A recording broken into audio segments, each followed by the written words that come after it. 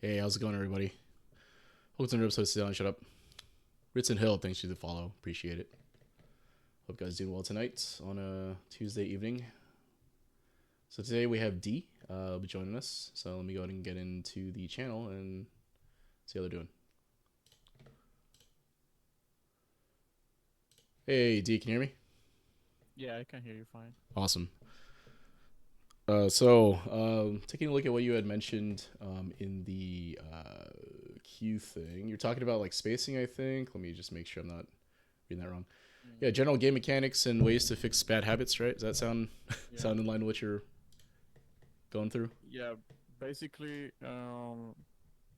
I back up a lot instead of like putting my pressure, and then when I try to like get close to the enemy, I just keep getting counter poke and Okay. I get in trouble. But I've been practicing my anti-airs and DI for a while now, and practice range. I feel like those are a pretty okay state, but yeah.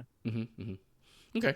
Okay. Cool. What we'll do then is I'll invite you to custom room. We're on a first of three. We'll kind of get Mm, over, kind of see what's going on with, get a sense of what's going on with you and all that stuff. After that, we'll do a little replay review. So we'll take a look at one of the games you sent me as one of the games that we have played. And we'll take a look at what was working for you, what wasn't, kind of what was going on. After that, if there are any specific issues that I think is worth diving into, we'll do a little lab work. So we'll hop into a training room and then kind of take a look at those situations. And then if you're up for it at the end, we can do another first of three just to run it back and see if anything that I was talking about may or may not have helped. Right? okay. Sound reasonable? Yeah, sounds good. Cool. Let me get you in the room.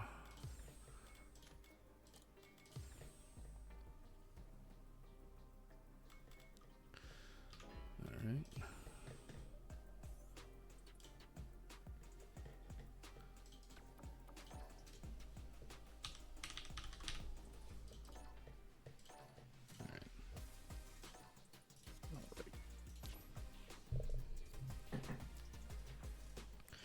All right, cool. So go ahead and queue up. What I'll say is that I'm gonna deafen during our set so that I don't impact anything you're doing and you can't hear me talk because I tend to talk a lot during these. I Mm-hmm. also may not rematch right away, so I may tick down to like 1 or 2 seconds on the rematch. Don't worry, I'm still here. I'm just articulating thoughts onto the stream, so that when you look at Yeah. this later, if you do, you'll see what I was thinking during our set. So All right. with that, good luck. Mhm.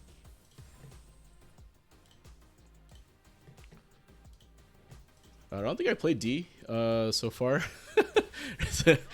It's an appreciate you trying to do my best to look like the friendly uncle, I suppose. It's not the worst compliment or insult I've ever gotten, so appreciate you.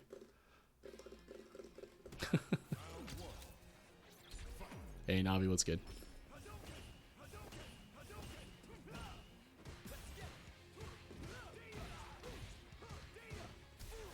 Okay, a lot of target combo. Di, good conversion, good DP.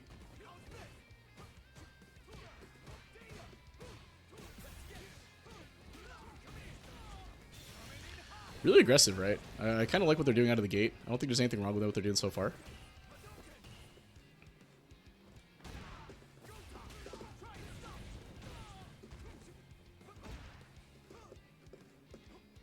Good spacing. Oh, DP through it. Pretty good. Pretty good. Okay, so I mean, again, nothing. I don't think there's anything wrong with what they're doing so far. Let's take a look at though.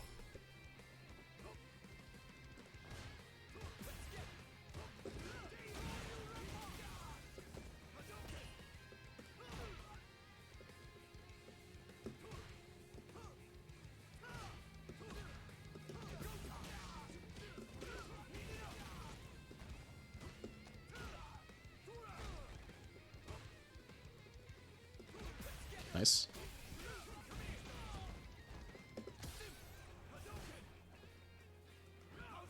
Oh, that was nice. Low crush my low. I'm dead here, right? Oh, level 1. Interesting.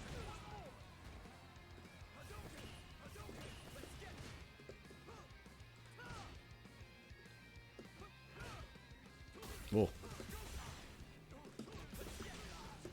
Uh-oh.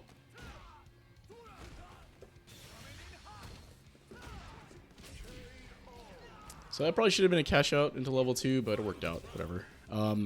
Yeah, I mean, their neutral is actually pretty good overall. Like, they're pretty patient overall. I haven't seen any jumps, not too many dragon lashes.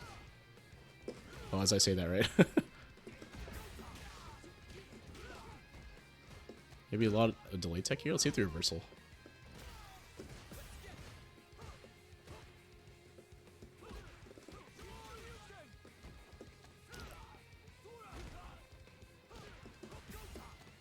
Yeah. So corner defense, I think they're probably not used to having to guess over and over again in that scenario there, right? So the corner kind of got them there. I think their neutral is actually mostly okay, especially for someone at this rank, right? It's actually pretty good. I've seen master level players without this level of patience in neutral, so it's actually pretty good.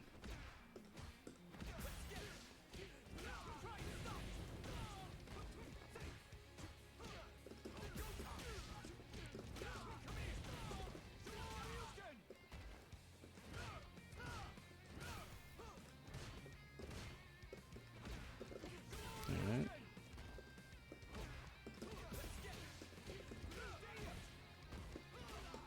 Oh. Yeah. So corner defense wise, I think they actually do an okay job of defending this. It's just that I think they're not used to seeing this level of pressure in the corner. Whoops.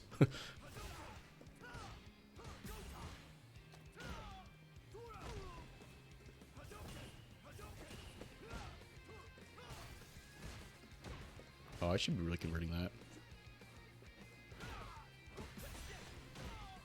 Prints out for that, unfortunately. Oh, good bait. Level 2. I gotta guess now.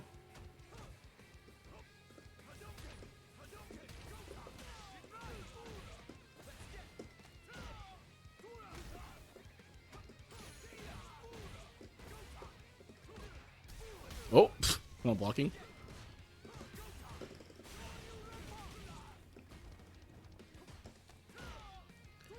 Backing up wasn't ready. So again, I think like some of what I'm seeing here is just that I'm playing neutral at a spacing that's a little uncomfortable because it's a little bit probably closer than they're used to. You can see that once they get their offense going, right, it's actually pretty good. But when they're in the corner, it's a little bit tough to defend kind of all the options that I'm doing, which I'm not really doing a whole lot, right?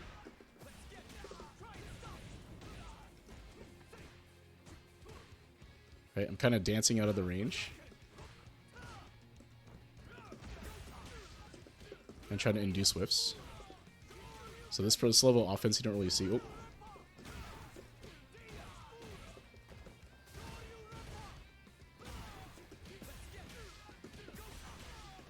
A little bit of impatience there on multiple reversals. I'm not really playing a lot of the Oki game, so it's likely that if they are get a chance to reversal, that they tend to take it. Oh, nice. Unfortunate burnout here.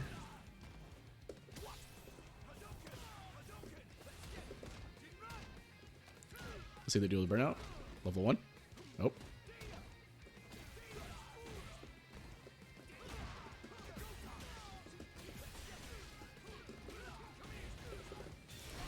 Okay.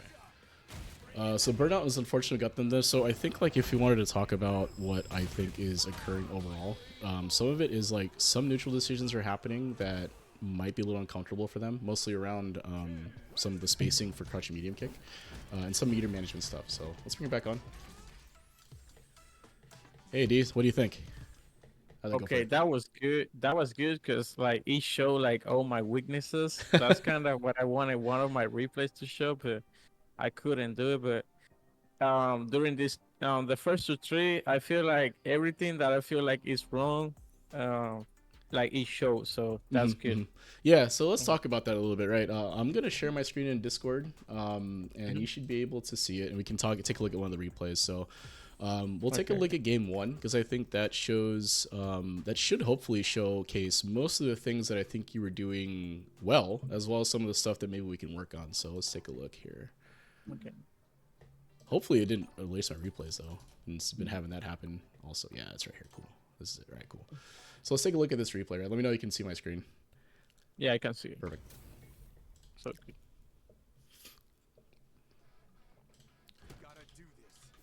So let's take a look. So this is the first round, right? We were playing. And I was trying to get a sense of like how you normally play your offense. And I think as far as your Ken goes, it's actually pretty good. I see like master level players with spacing that is worse than yours. So you're doing pretty well. You play a very aggressive style though, and that's totally fine. But let's take a look at what happens during this game. Right. If you can take a pause. So the reason I'm playing aggressive right now is because when I try to play passive, so I wanted to do a more defensive play style, but as I told you, like I feel like I just keep backing up.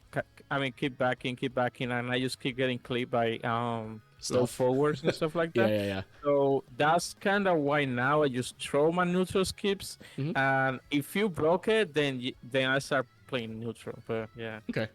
And we could talk about that, right?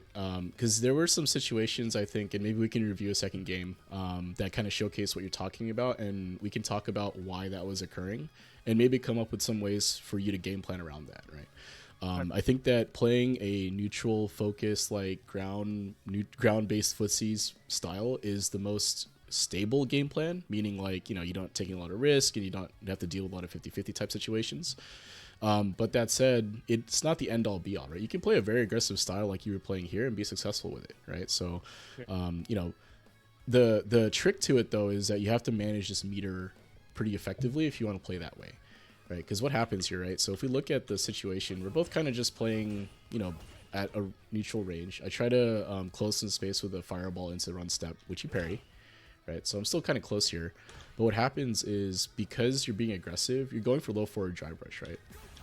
So that's 3 bars that you spend here on a block, right? And this actually works out for you because I get hit, right? But the issue is that you gain a bar back, so I think your drive is actually in good shape. It's just that the reward for your drive rush ended up just being this, right? 1200 damage, which is basically a throw, right? That's what ended up happening. So, and then my drive gauge didn't really take that much either, right? Like I didn't really take a lot of damage from that. So when it comes to like playing that aggressive play style, when you make your big read or you make your big like move or whatever, the payoff has to kind of match the resources that you spend, right? So now if you think about it the other way, if I spend 3 bars on something, it puts you in the corner or something like that, because that's what Ken does, right? He spends 3 bars, puts you in the corner. That is going to get you closer to winning the game than this kind of mix up here, right? Because you hit me here, right? You're plus, which is fine, right? Mid-screen, it's not the worst thing in the world. But the payout here for how much you spent is kind of a lot, right? It's not quite like worth the expenditure, if you will. Now, of course, that's just cleaned up with some neutral stuff and all that. We could talk about that, but when you talk about like the aggressiveness of your Ken here, you just have to be careful with the meter, right? And I just want to bring that up because I think we're going to see it manifest in this game. So let's keep looking. Yeah. Right. So this is totally fine, right? Your plus, go for another Jinrai here, right? I missed my DI, so you grab me out of this. This is good because you're probably going for like an M-team to throw anyway, right? So it worked out. Yeah. Right. So this is good, right? One step closer to the corner. Right. And this is totally fine, right? Aggressiveness here with a drive rush, it's very different. I have to commit to reversal out of this. Now, that said, I do think that from that space, it's a little close for the drive rush, but I don't think you have any other option if you wanted to continue your pressure here, right? So I back tech, and you have to drive rush, otherwise you can't reach me, right? So I think this is okay, right? And I think you get me with this too, right? So I'm not ready for the DI, and that works, right? So a lot of your kind of read stuff is working right now, right? So, if that's continuing to work for you in ranked games right now, keep doing it, right? There's no reason to change any of this if it works, right? Like if you were to take all 3 games off me doing this, then there's not really an issue, right? Like, I mean, yeah, you can always get better at other stuff, but if this is working for you currently, there's no reason to move away from it, right? At least in this game right now. Okay. The conversion here. Okay, I gotta guess again. You go for low. It's good. Right, try to challenge here, get the counter hit, but I don't confirm this. Good DP, right? So I go for the jump, DP me, it's good. Right, plus frames. A little bit of stagger, right? So what I end up doing here is I kind of time a crouching medium punch to kind of coincide with like your walk up here. So that's why this hits you, right? Because you're walking up throw, right? So if you look,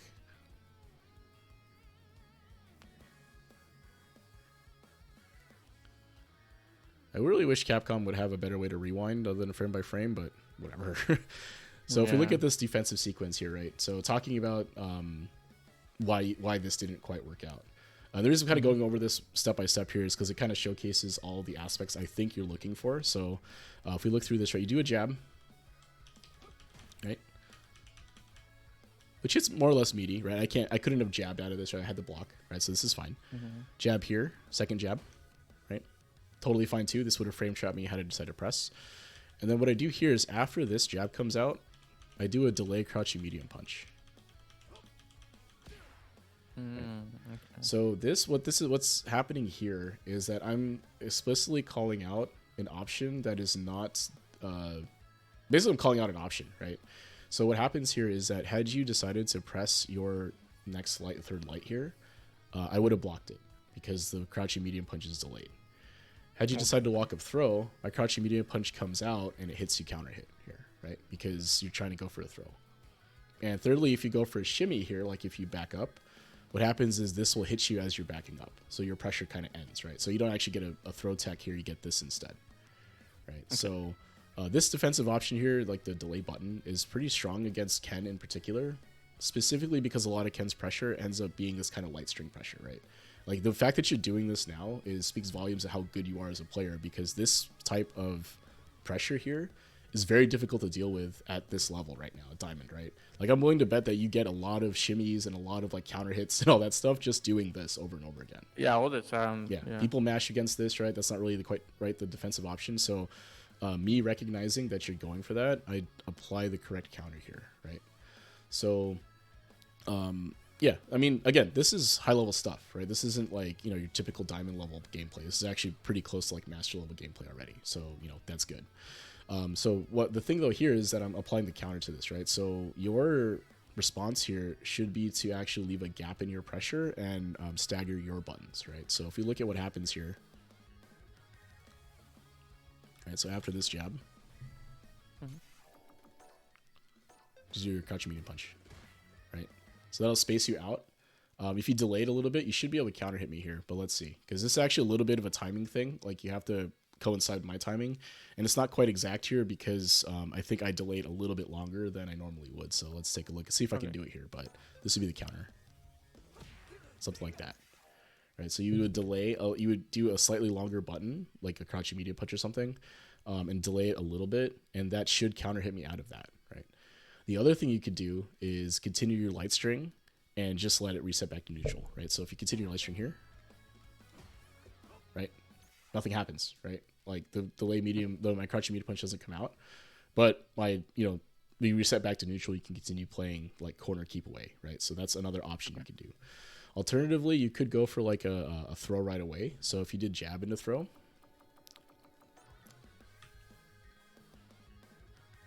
from here,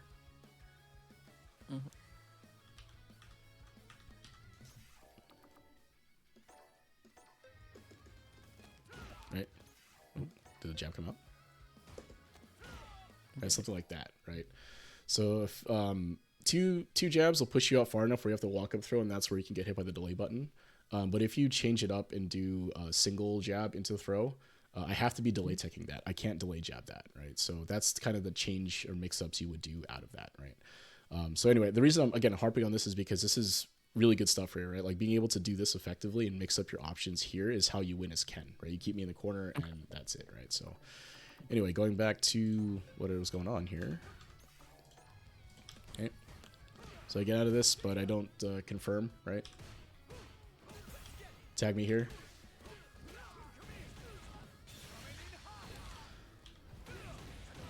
So I think that the super might not have been the best idea, mostly because it doesn't kill me and keeps, even though I'm still in the corner here, it leaves you across the screen, right? So I know ultimately you win this round, but you gave me a chance to come back here because I'm not under any pressure anymore. So I think ultimately what you probably could have done here was go into a combo that keeps me in the corner. So like run DP, run Tatsu, whatever, right? That keeps me in the corner here and give you an Oki, right? Because then you have one more guess for game here. Then you can just try to, get me on Oki. But doing this does the damage, but you don't have Oki anymore, right? So we're back to neutral. So, okay. right? And then you kind of get whiff punished here. So if we take a look at what happened here in this situation.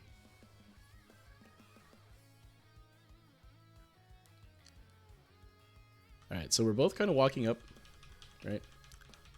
Now, my feel of this so far is that you like to press first, right? You want to be the one hitting me and not letting me hit you. So what this means is that I can try to induce a whiff by walking into your space. Right. In fact, I don't even necessarily walk into it. Like, if I let this play out real time.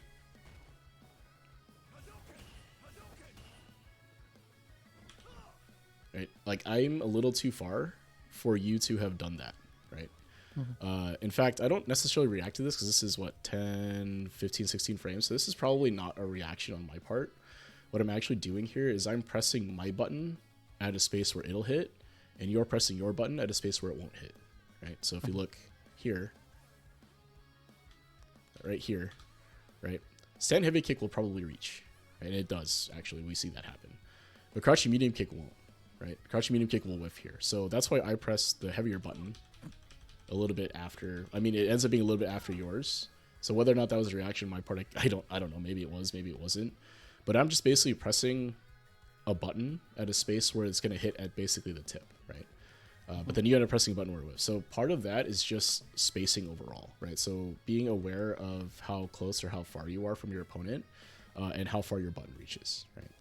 Because if you walked up a little bit more and did this, it probably tags me, actually, right? Because if you walk up a little bit more here to where it's in range, right, you probably end up tagging me with the crouching medium kick, right? And that's game.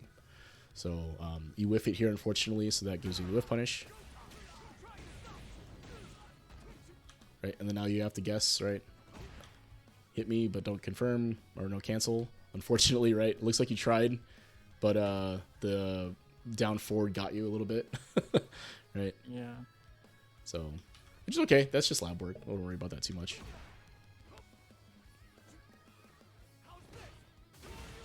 Okay. And then you get me here on the wake up DP here, right? So, again, this was good. It worked out, and you made a defensive decision that ended up killing me. But you gave me a chance to come back, right? So from this situation here, right? Even though you have a lot of life, you're a little bit low on meter. I have a ton of meter, actually, right? But once this whiff punish happens, like, Ken puts you pretty, carries you across the screen, right?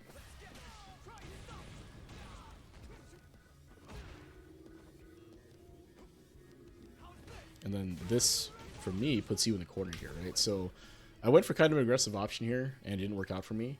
But if I decided to try to play a little more patient here, there's a chance that you may not get back into it, right? So the idea is to not give me a chance to get into the game, no matter what, right? I mean, I could be Diamond 3, and if you give someone like that a chance, right, you can get out ungood and die, right? Like, you make a couple wrong decisions, they hit you, and then all of a sudden it's a game, right? So cool.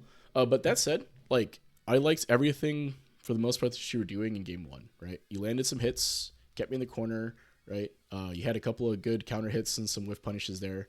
Unfortunately, I think what kind of was a mistake, if you want to call it that, was going for the level 1 when it wouldn't kill me, right? So that's just some lab work to make sure that that's the case. And if you're going for damage, I would say that you probably could have saved the meter and keep me in the corner, right? I think that keeping your opponent in the corner is more important than trying to go for a little bit more damage, right? Especially with a character like Ken, who doesn't deal all that much damage anyway, right? He doesn't deal a ton of damage overall. So the way he wins is by putting you in the corner and keeping you there. So, and you saw that, right? You saw how effective that was. Like, I couldn't defend anything you were doing, right? So, cool. So I'm moving on to game 2.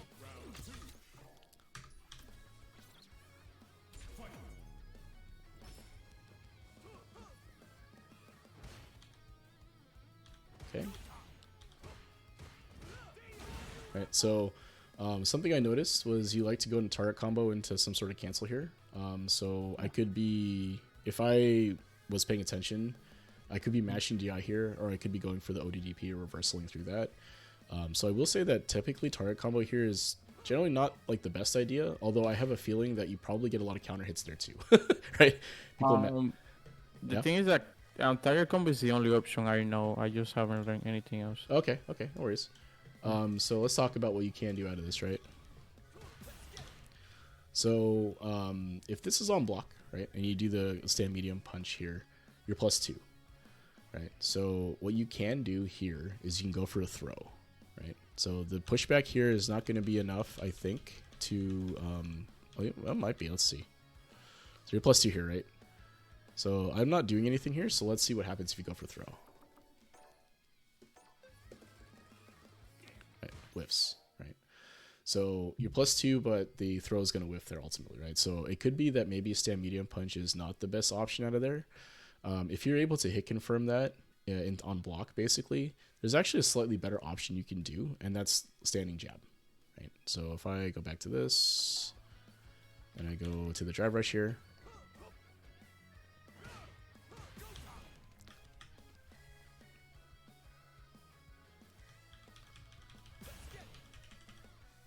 right, and I do a stand jab, right? So the stand jab will leave you +3 point blank. So if you do that, then you have a mix-up opportunity, right? Because now the strike throw is real, so I have to guess like delay tech or shimmy, basically, right? So like, are you going to try to throw me? Are you going to try to shimmy me? Are you trying to hit me, etc., right? So I have to guess against that stand jab because it's plus. So if you're able to hit confirm the crouching medium kick, right, drive rush, right, there's plenty of time to do it. So crouching medium kick, drive rush, right, you see if it's hit or not. On hit, you go into your stand medium punch, right? Stand medium punch target combo, totally fine. And what you're doing right now, totally fine. But on block, we can go into something that gives you plus frames so that you can at least threaten some sort of strike throw mix up, right? All right.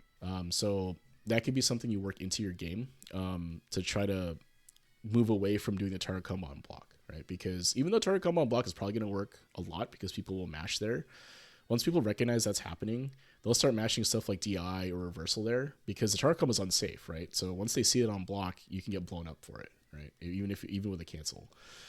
So going into a jab is probably going to be safer. Alternatively, you could also go for throw, right? So you can just drive or throw immediately, right? If I don't delay tech through that and expect and I'm just looking to block, right? If I'm not delay teching there, you can also throw me out of that as well, right? So this is just to say that there are slightly better options out of a blocked low forward than going for a stand medium punch, right?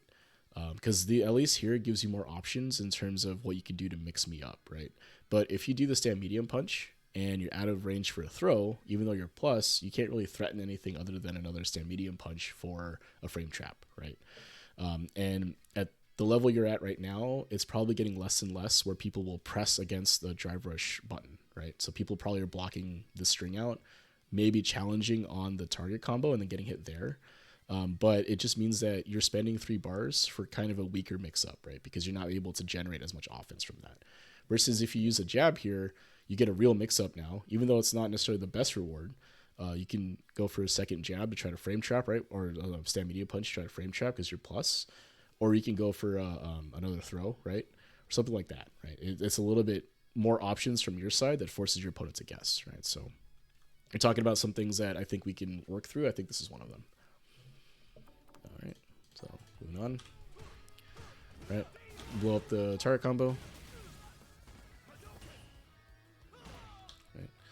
So what's happening here is I think that the space that you're standing at here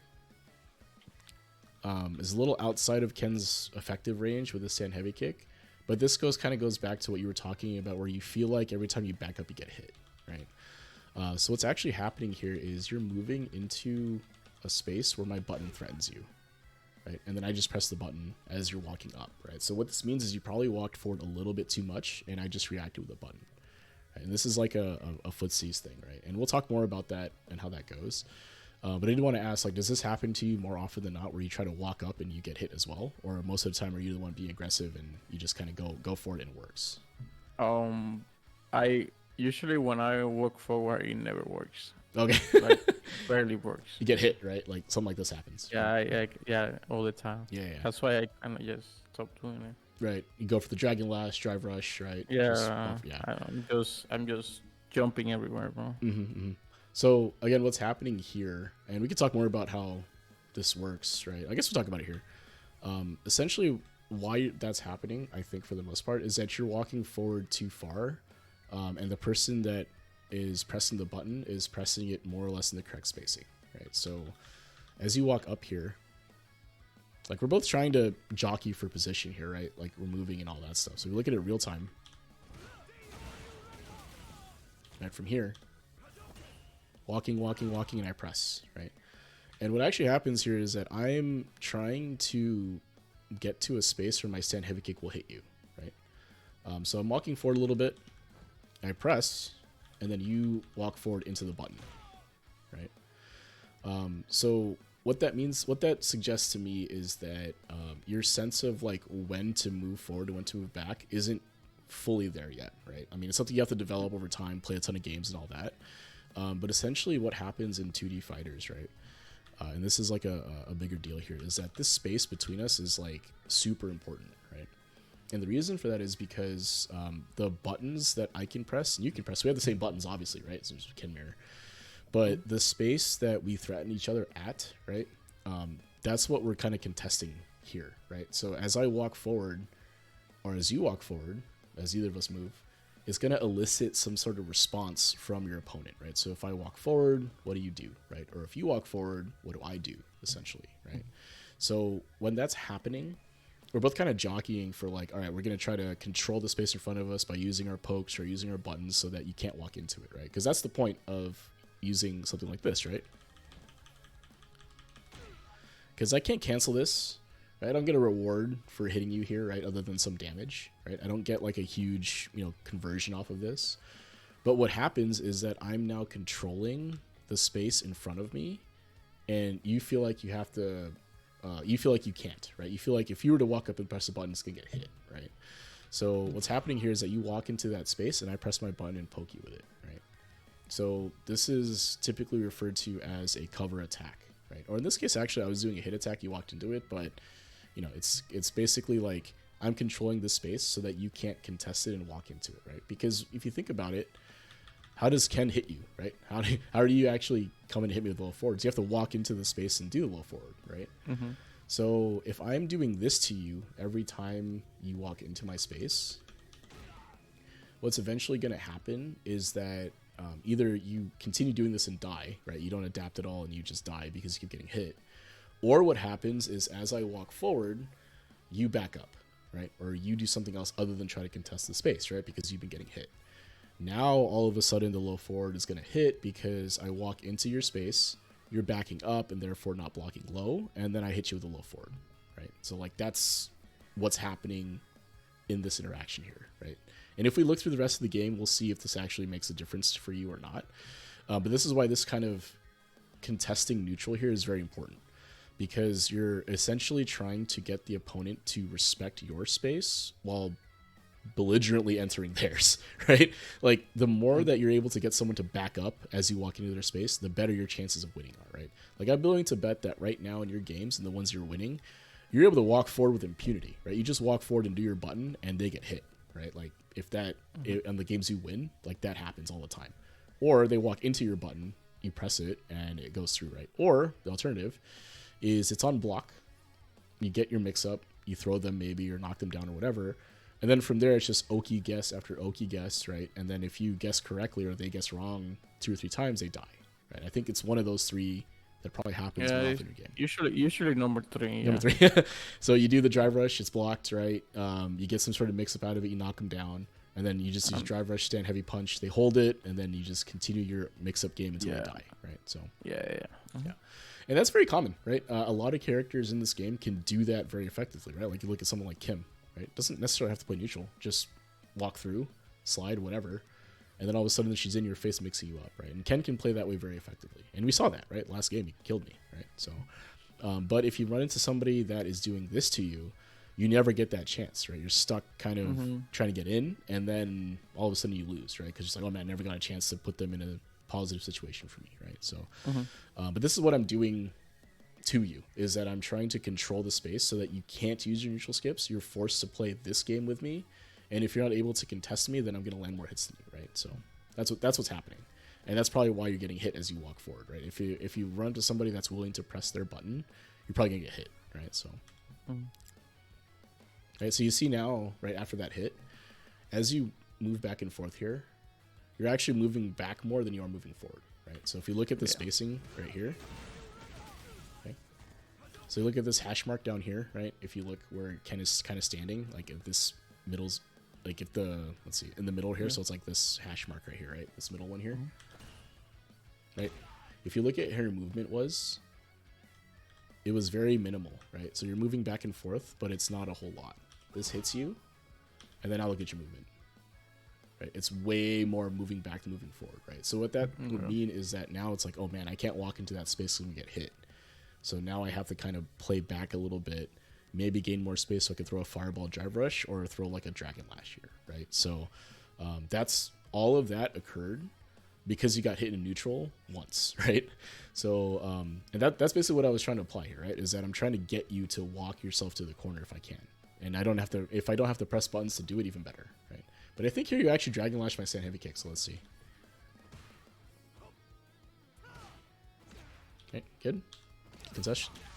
And then you get hit here, right? As you're trying to, what are you trying to back up? What happened here? How'd you get hit? As you're walking forward.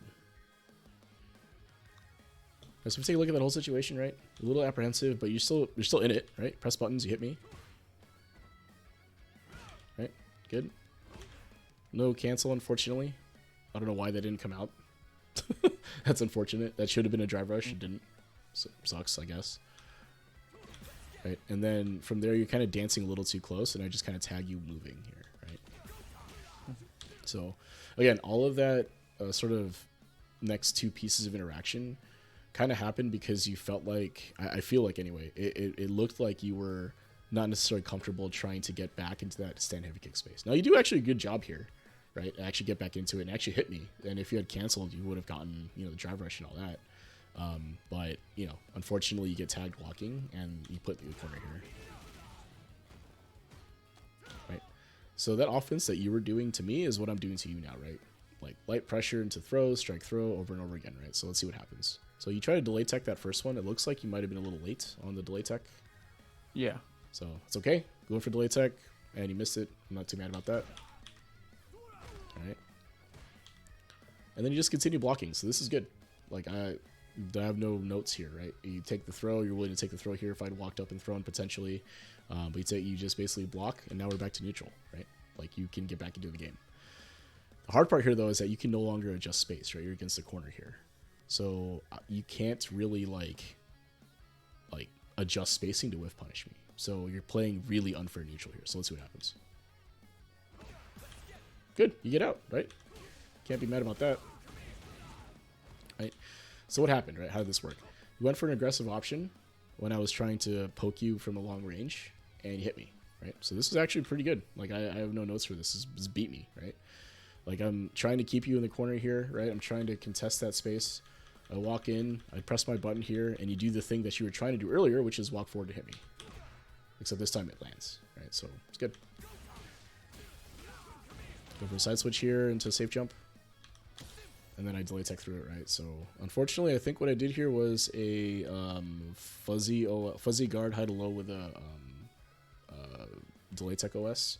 So that'll basically block the high, the low, and the throw. So, you know, if you see that happening, there's counters to that. You can look it up. Okay. Right. So you basically whiff punish my stand heavy kick with a dragon lash. That's good, right? You went for it here, and I didn't. I was at a space where it whiffed, right?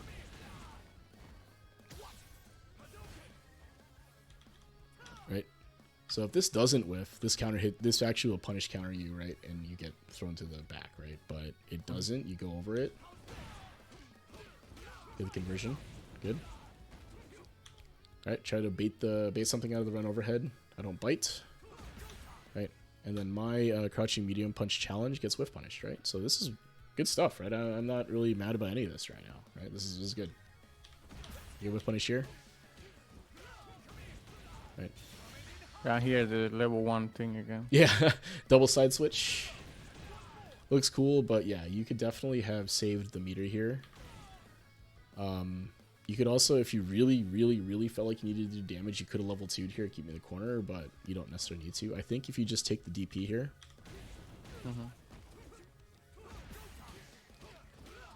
right, you'll probably put me around here, and that's a mix-up away, and you'll almost have level 3, right? So, you know, and I'm still in the corner. So, a little bit of meter mismanagement, if you will, but, you know, you're aware of it now, so I wouldn't worry about it too much.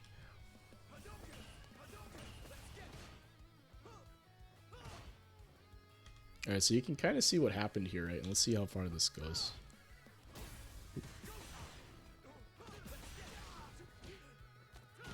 Okay, so that mistake aside, let's take a look at what happens after the level 1 here. Obviously too far for any sort of follow-up or mix-up here, unfortunately. But you could walk up here, you walk up a little bit, right? Try to deal with fireballs. But once I'm in this space, like, watch what happens to your character and watch what happens to my character in terms of, like, in relative to the stage.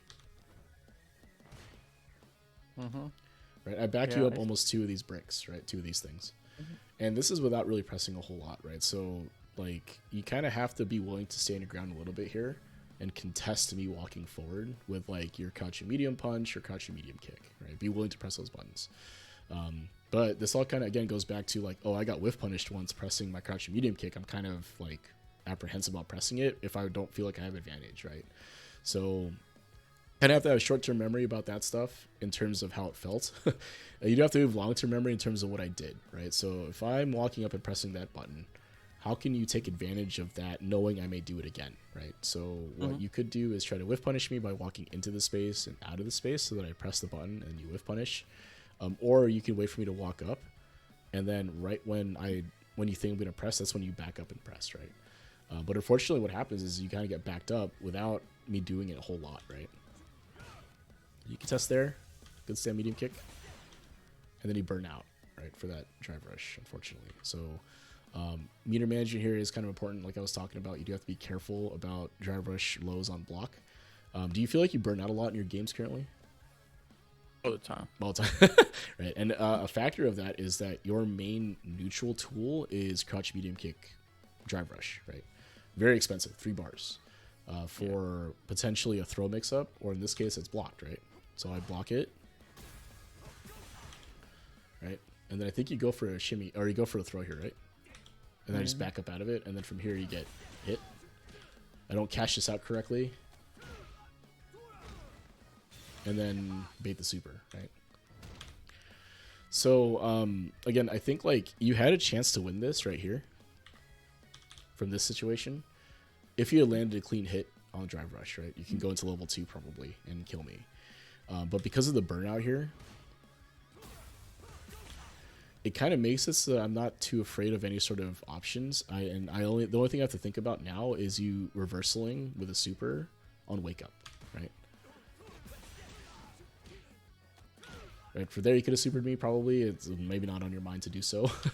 But here, right, I just dash up and go for the super and I bait it, right? So again, like, the way you defended out of the corner was actually pretty good, right? You managed to land a hit on me when I was trying to keep you cornered, push me all the way back to the other corner with your corner carry combos and all that stuff, and then you actually able to land a hit on me in the corner.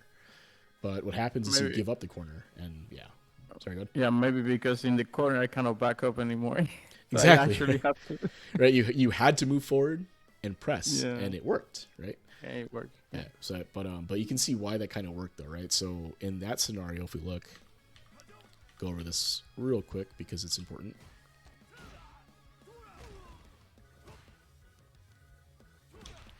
So why does this work, right? Why does this work? So basically what happens is you walk forward and press a faster button, essentially, right? So if I press my stand medium kick here, right?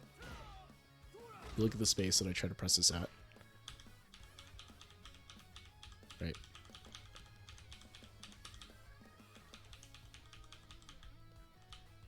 Come on. Alright, there it is. So what happens, right? what happens here is I'm expecting you to back up again. And I press. But what you do instead is you walk forward and press your button, right? And 7 frames is faster than 10 frames, so I get hit, right?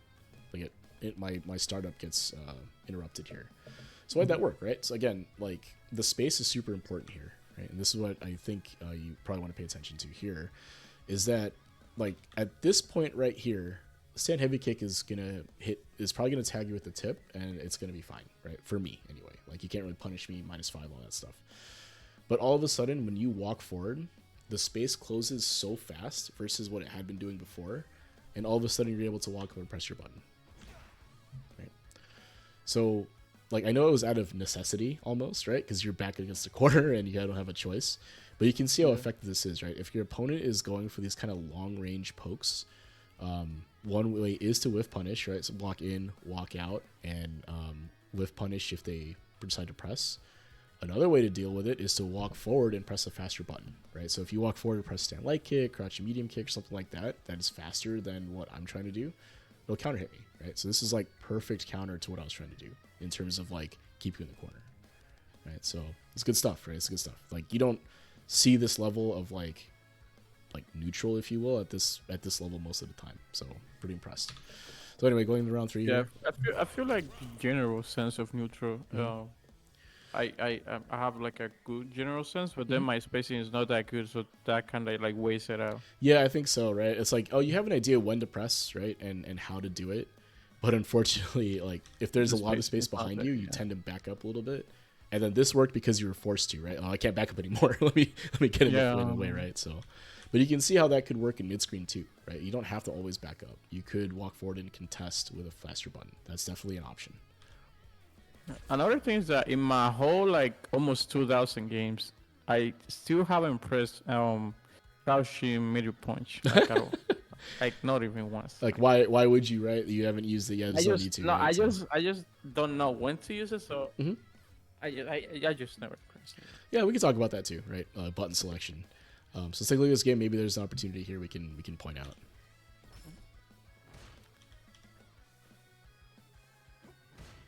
Right.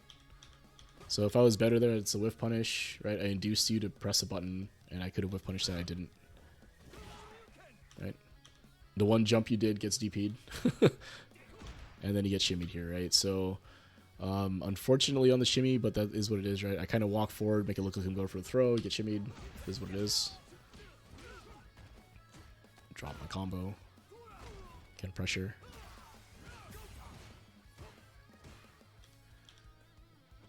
Alright, so one of the things that I use stand medium punch for is this situation right here. Right? Like, I'm at a range where I don't necessarily want to do a low. And I'm just kind of poking with buttons here. I'm obviously not trying to cancel into anything here, right? I'm actually just kind of pressing buttons to try to hit you, but not necessarily like convert it. But the good thing about crouching medium punch for Ken is that it's 0 on block, right? So even you block this, we can both act here, right? So something that can happen is that you try to press your crouching medium punch or crouching medium kick and it'll whiff, right? Because of the pushback. Then I can whiff punish it with my own button, right? I'm not minus enough for that to like be a problem. That's one way to do it.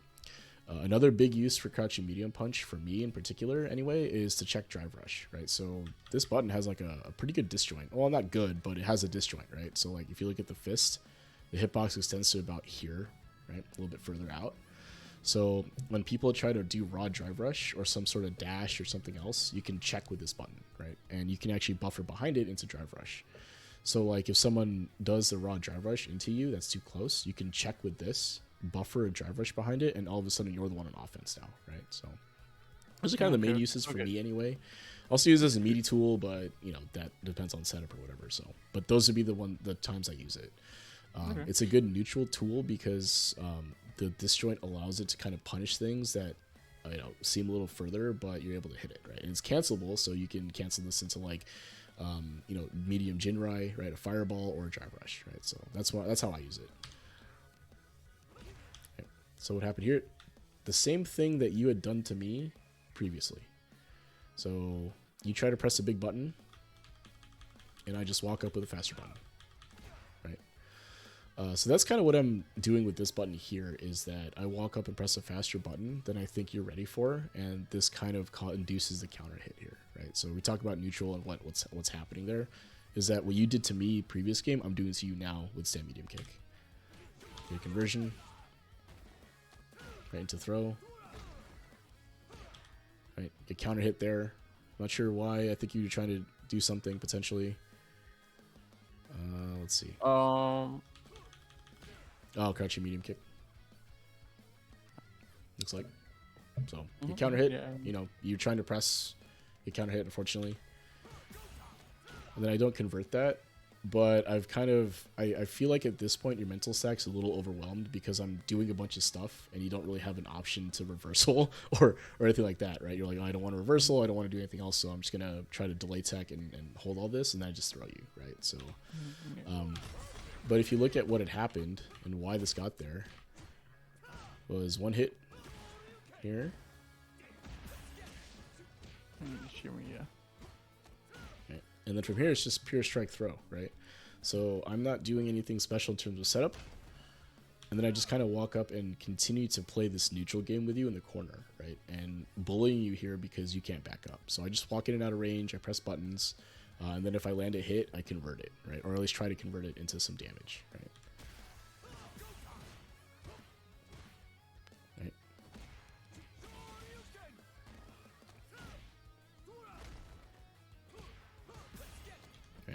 Like, I didn't even super, no big combo, no corner conversion or anything like that. It was basically just, you're taking a lot of hits in neutral, since you can't play neutral here. And you're never in really an opportunity where I'm standing point blank and you're on wake up, right? So it felt like you couldn't reversal either, right? So that's really difficult to defend, but you did a good job of it last game where you're able to land a hit, right? That's basically what the game you have to play if you're playing at, like, you know, the level I'm playing at, right? Like, you have to be able to play that game. And I think that's where I think you want to take your game next, right? Is be able to do that, right? Like, you have a good sense of neutral. How do I apply it and get better at the spacing aspect so that I can play this game, right, and approach in a stable manner, right? So, but yeah, otherwise, like, I think that's what all I would say about our game, right, and all that. So, I don't know, what are you thinking so far? How do you feel about that? I feel like you actually found like all the stuff that I was thinking that I want to improve. Like when I put the description in the queue, it's like basically improving my basics. I feel like those are the basics that should be improved right now for my gameplay to get better. I think so. Because if you have advantage, right, and you put someone in Oki situations and guess situations over and over again, it feels like you have a good sense of how to rotate your offensive options, how to keep them guessing, how to do the strike throw stuff effectively. So I feel like that aspect of your game right now is actually pretty good, right? Could it be improved? Obviously, of course, everyone can improve their Oki and all that, like more setups, more feints, all that stuff. But right now, your offense as it is, like if you land a hit in neutral, you could probably beat people at master level right now, right? Like if you land a hit in neutral and put them in that situation, you're probably going to be able to win more often than not. It might not always win, right? People might be able to get around that. But if you were to go into master like 1500, 1400 right now, you'd probably do fine, right? So that's what I will say. That said, let's take a look at this game. This is against Bison, looks like, ranked match. Yeah. So this is the second one you sent me, so let's take a look. I feel like the Akuma gameplay I sent you, the other one. Oh, you want to look at that instead? Sure. Let's take a look.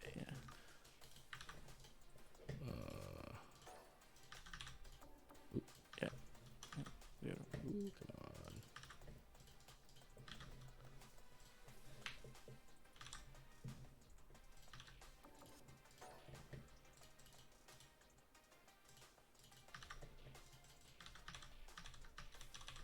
What's going on here?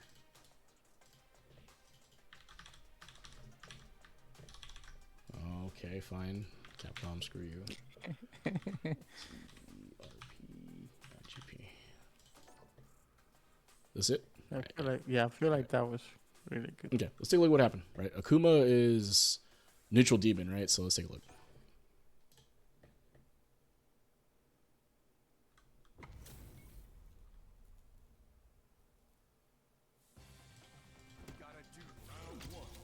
All right.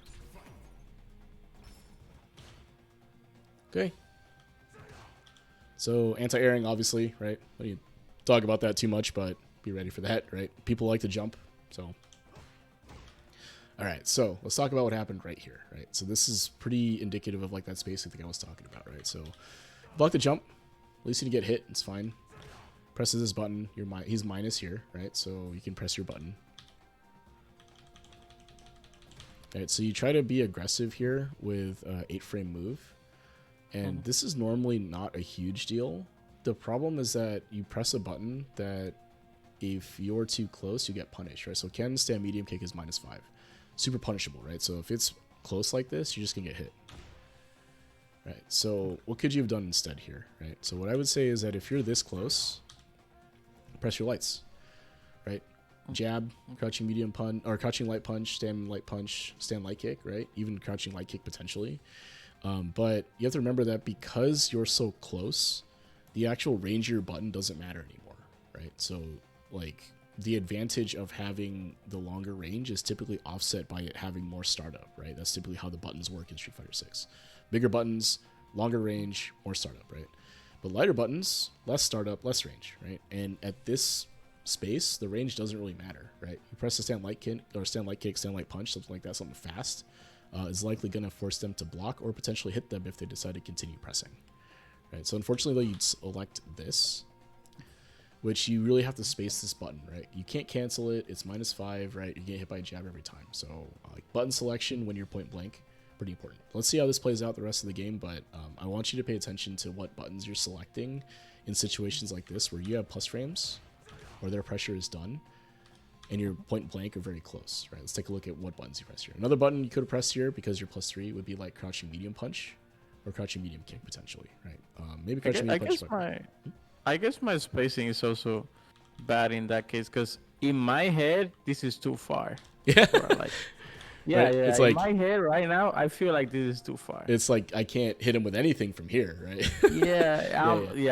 That's what I'm thinking. Like, but like Ken's stand heavy kick reaches like here, right? It goes past where Akuma's standing, right? So that's something you just have to kind of get a sense for, though.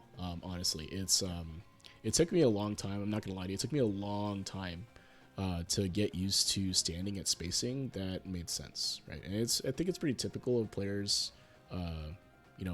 in Street. Like, did you say this was this your first Street fighting game or no? Right? Have you played other fighting games before? This is my first fighting game. Okay. I will say that it is kind of typical of folks that are getting into fighting games for the first time and playing Street Fighter 6, especially, is because the game offers a lot of ways to not have to deal with that spacing stuff, right? You can drive rush, can dragon lash, headbutts, Blanca balls, bison scissor kicks, Akuma demon raid, right? Demon flip. Like, there's all of these tools, whether it be character specific or system mechanic, right? Drive rush, for example, that allow players to kind of bypass the grounded neutral aspect and get right into the action of plus minus stuff or advantage, which is totally fine, right? I have nothing against that. It's part of the game. It's how people get better at other aspects of the game, right? Like, your sense of how to play Oki doesn't actually come up unless you're able to skip the neutral aspects that you weren't really necessarily comfortable playing and being able to play at that advantage state, right? Getting used to that. But now that stuff isn't quite working anymore, now it's like, okay, now I have to figure something else out, right? So yeah. But again, very, very typical of folks I've kind of talked to so far is that the sense of like what 2D spacing is supposed to be takes time to develop, right? And that's just part of the game, right? You have to learn how to do that. But yeah, here your jab will hit, right? Anything you press will hit. But in your head, you're like, "Oh, we're standing basically." In my head, I'm very frightened. Yeah. Like right now, like I'm seeing this right now, and I feel like my leg is gonna miss. Right. I remember the surf box is like here, right? But yeah, I get it though, right? It feels like you're full screen. Like if I can't throw them, I'm too far, right? Like that's the feel. Yeah. But it's definitely something you'll be able to get used to, right? So like as you kind of play the game more, go through your replays and stuff, like as you're kind of analyzing and going through it, you'll notice situations like this where your button selection maybe doesn't make sense, right? And you're like, oh, well, what could I press there? And then that's when you go into replay review, right? You can, replay takeover. So you block this, right? What can I press? I can press something like, my jab will hit, right? Right. So the crouch jab does actually whiff there. It's pretty close, but I would have pressed jab, but I probably would have gotten whiff punish, to be honest with you. Alternatively, you can press crouch medium punch, right? Right. I think crouch and medium punch. I could have. Yeah, stand light kick. I actually had it on my mind. Yeah, stand light punch should probably hit too, right? Crouching light punch I think is the shortest range normal, so just pressing this would work, right? Or this, right? Or this, right? All of those options are relatively fast, and would have beaten anything that the opponent could have pressed, and are safe on block, right? Like that's the other important aspect is that you're 0 or -1 or -2 or -3 potentially, no, -1, -2 or 0. All those options are safe, right? Like you can't be punished from there. Stand light kick, stand heavy kick can be punished from there, right? So, in fact, I think you can probably even get away with a stand heavy punch here if you're feeling it, right? Right, if you're feeling that, you could do that too. A little bit risky, but it's something you can do, and you'll still be safe after. But going for like the buttons that get punished on block like that, button selection that probably does need to change, right? So yeah, I guess for me in that situation, the thing that will make like the most sense would be standing light kick into fireball. Yeah, I think. Yeah, something like that. Like a safe cancel. Crouching medium punch into fireball is safe-ish cancel, right? Something like that. But anyway, so you could have done something else here that wasn't this, essentially. Yeah. So like, the Akuma, fortunately for you, doesn't get the conversion here because you're standing a little too far, but that's how it goes. Right. Actually, I think he missed it. Or did he press? No, he pressed it right away, but it was standing too far. But that's okay. Right. You could have done stand light kick here probably and converted, but anyway. So good job here walking forward. But what happens is you walk forward and the opponent blocks, right? Yeah, and I just default to right. fibers. Yeah. And like we kind of talked about earlier, the reason this is happening is because you haven't gotten into a state where the opponent feels like they have to back up, right? Like the Akuma just kind of plants here, right? Stands his ground as you're walking up. Doesn't actually press anything. Right? If you look at his inputs, right after that whole interaction. I also don't press anything when they drive rush. I just hold it. Just block. And we can talk about that too. What we can do out of drive rush. So remind me if we don't talk about it, but that is something we can talk about, like defending drive rush. But if you look at this situation here, Kuba doesn't do anything. He just blocks, right? Waits for you to do something. You spend your 3 bars for a mix-up here. Challenges your follow-up with a jab. And this ends your pressure, right? Now all of a sudden you're back to neutral again at this point, and you've spent 3 bars, and you've moved him maybe one of these bricks, right?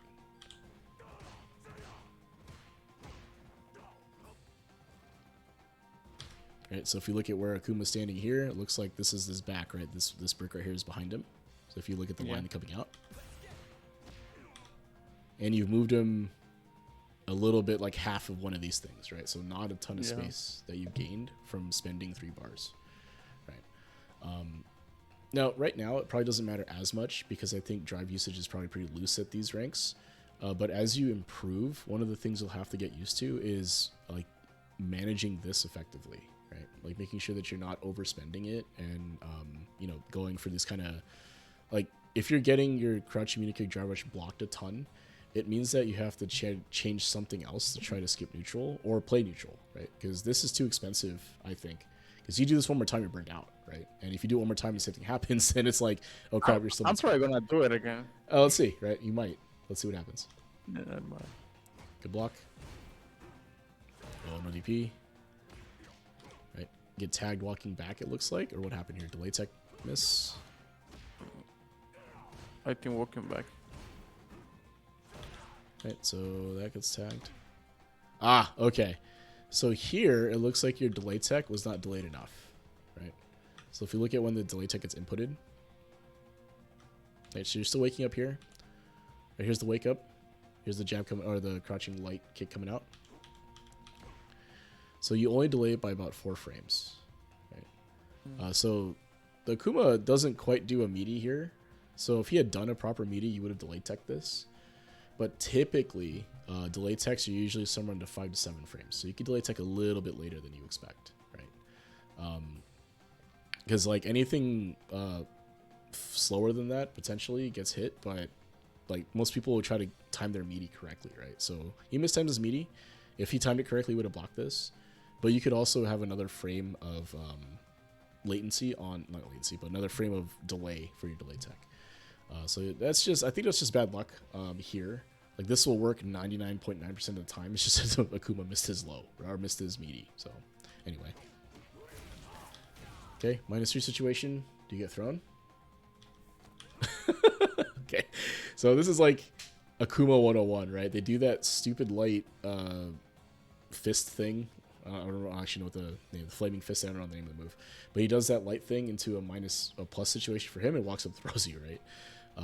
Taking the thrower is actually okay though. I don't necessarily hate that. Like you could get shimmied and that would suck even harder, but it is something that Akumas do, so just be ready for it. All right, Demon Raid overheaded. Ouch. Yeah, I have no idea what that does. That and the teleport, I just take every time. Demon Raid you can kind of get used to in the anti-air, but yeah, teleport I feel you. I always delay tech a teleport, and I'm like, why am I doing that? It makes no sense, right? Like jump or do something else, or challenge. But for some reason, I see the red, my brain goes, oh, it's green, and then you know. But anyway, for the Demon Raid stuff, this is just more practice against Akumas, right? This is easily DPable, right? So yeah. I think I just not used to it. Yeah, you just have to be ready for it, right? You can actually jab this too, probably. Let's see. Right? So remember the hitbox is actually on his arm, and it hurtbox his entire body. So like you could probably jab that too. Same thing with like Kami Hooligan, right? You can jab it as it's coming at you. So anyway, fortunately, take that right knockdown. Oki. Goes to the low again. Walk up throw, very difficult to defend. But here, like I was talking about, the delay button, that's an option for you to try to add, right? I think I have a video on that if you wanted to look at that later on. But that's basically what I would do here, is if they're applying this little light pressure, your initial counter is likely to either try to block it all, which is what you do here, late delay tech, whatever, or do that delay jab option. That'll beat a couple of different things. So you can take a look at that, or you can look at that later. But that is something you could do here. But let's see what the Akuma does. So he throws you here. Let's see. That kind of life. I think he just walks up and meets you probably, right? Okay. So what happened here? Why did you get hit on the meaty? It looks like... I don't know what I was doing. Yeah, I was curious here. Not sure what this input is. Could be a parry, something. But anyway, a button came out essentially, right? That's why you see this green here. So unfortunate for you. Maybe it was supposed to be something. Whatever it was, whatever it is, whatever it was. But you got hit basically, right? So. Oh, he whiffs the Tatsu. Okay. Is he counter DI here? Oh, parry. Okay. So, DI is a very difficult option to justify a lot of the time. Maybe it's okay here. If it had hit the Tatsu, it likely would have been okay. But Wake Up DI is actually very, very difficult to justify, right? And to explain that, like if you think about what Wake Up DI beats, right? It'll beat someone doing some sort of heavy button that's non-cancelable into your Wake Up, right? So they decide to do Oki with a non-cancelable button. And I think that's probably the main thing it beats. So if the Akuma does a cancelable button meaty, right, he'll be able to hit into your DI and counter DI your parry, right? That's kind of what happens here, right? Button to counter DI. If the opponent throws you meaty, right, your DI is going to get thrown at a startup, right? It'll just get beat, right? If the opponent shimmies, they'll back up, they'll see the DI, they have an opportunity to react to it. And that goes for both the backup shimmy as well as a neutral jump shimmy, right? If the neutral jump over your DI, right, they come down with the button, hit you, right? If they go for a delay button option, right, they're gonna hit your DI and then counter and react to that, right? So like of all of the common options that people do in terms of Oki, Wake Up DI only beats one of them, right? And it also beat other options if the opponent isn't ready, I suppose, but you can't rely on that effectively, right? Like you can't be like, oh, this guy can't react, I'm just gonna DI them, because they may actually get one once in a while, right? So Now, if this was a reaction to like the whiff here, Yeah, I think it was. But it looked like you were mashing right after this, right? Yeah. So what happens is, so what I was gonna say is that when people are doing strings, I just mash DI. Um, because usually when they are like doing their combo and they drop like a frame or something like that, and the DI comes out, usually they get hit. But the Tatsu space him like enough for my thing to. Yeah. So it looked like you were still in recovery from this. Yeah, I was just spamming, man. I was smashing. Yeah, and then the DI comes out a little bit late here, actually. So if we look at if I'm gonna mash DI through this whole string, and let's see what happens here.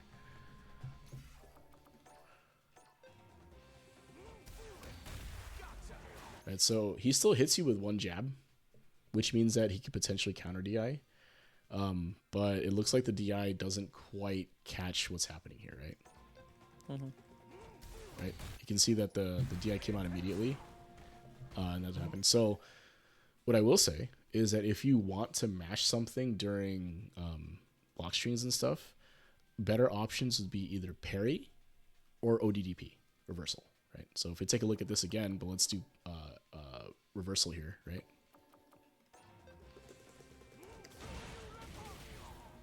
Right, guaranteed, right? Guaranteed. He dropped it. He continued his combo, but it wasn't confirmed. He dropped it, and the DP hits him, right? So let me move back a few frames here. Right. So this hits, right? And if you wanted to mash something, you can mash parry as well. So if I mash parry here, or press parry, right?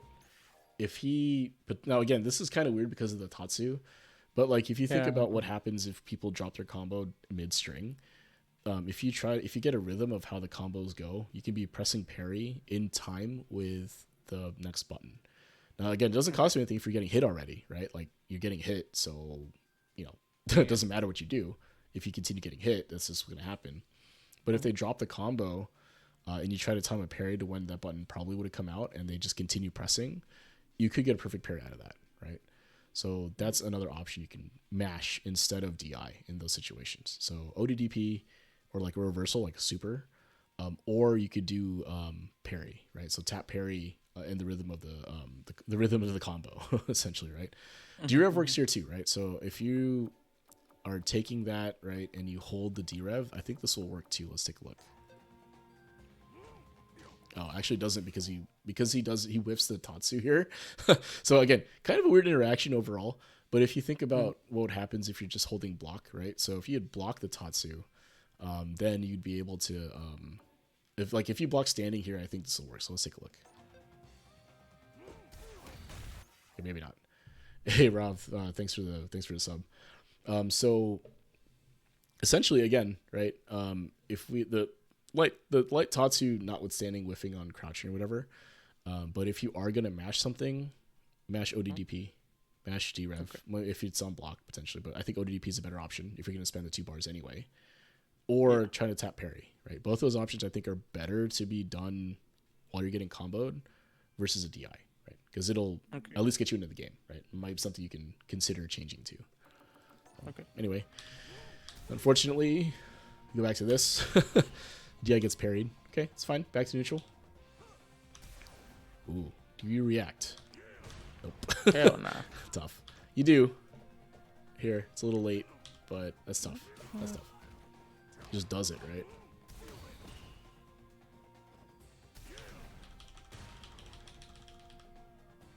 Yeah. A little late, but is what it is.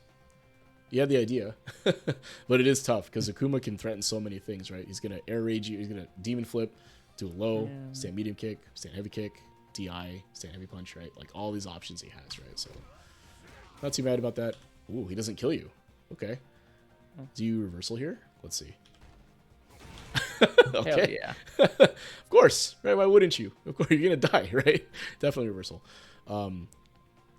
Yeah, I think this is a fine decision to make, honestly. You're going to die anyway, right?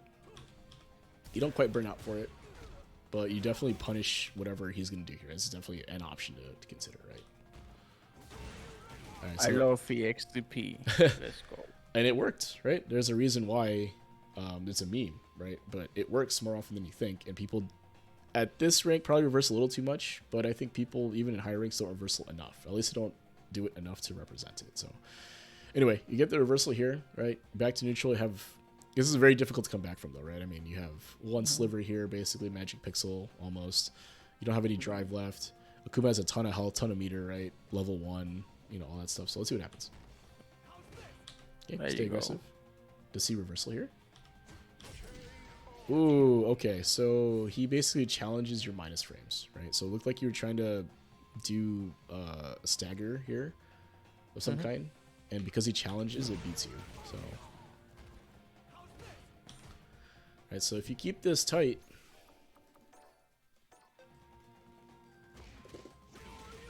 right, you get a counter hit confirm.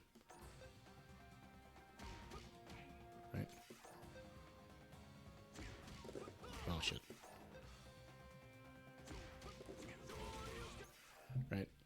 So now that said, if they went for a delay tech or some other defensive option there, you beat them because it's the basically you leave a large enough gap for them to delay tech.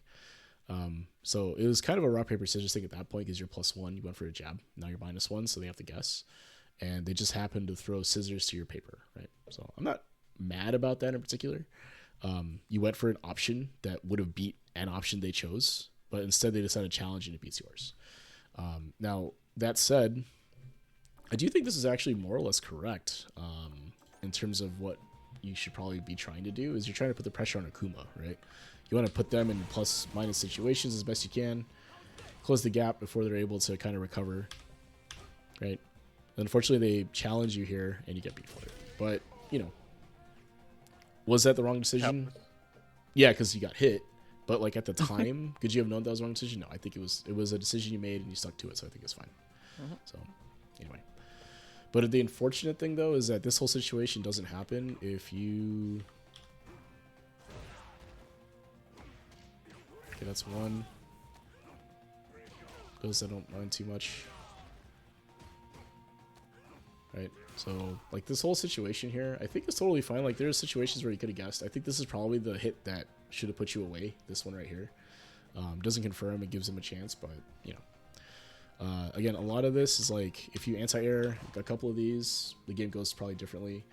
If your delay tech wasn't, if his meaty wasn't delayed and your delay tech actually delayed teched and blocked, that probably the next throw doesn't happen, right? So a couple of like snowbally things, if you will, that kind of didn't go your way. But I think the two things you probably could have changed were the DPs, right? So anti-airing this.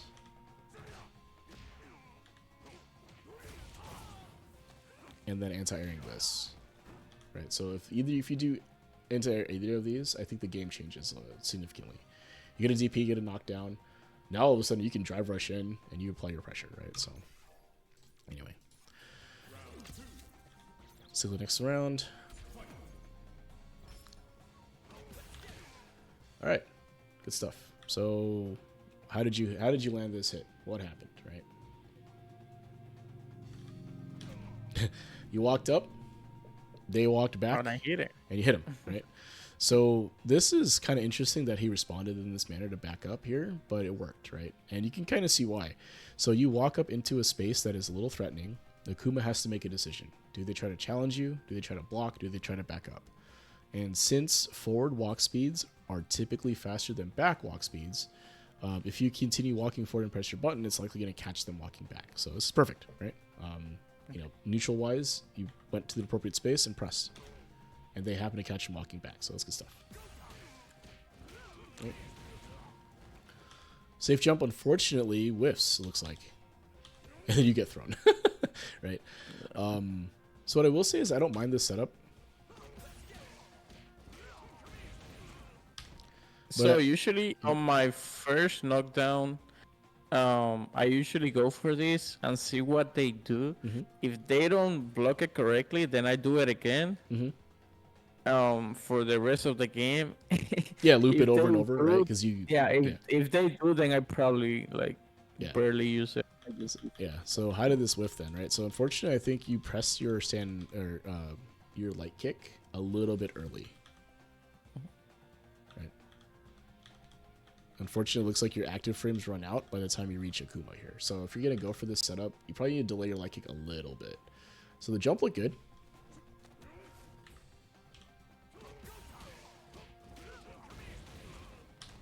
Right, because he back rolls here, which you do have to pay attention to, right? Because if they back roll, the timing is a little bit different.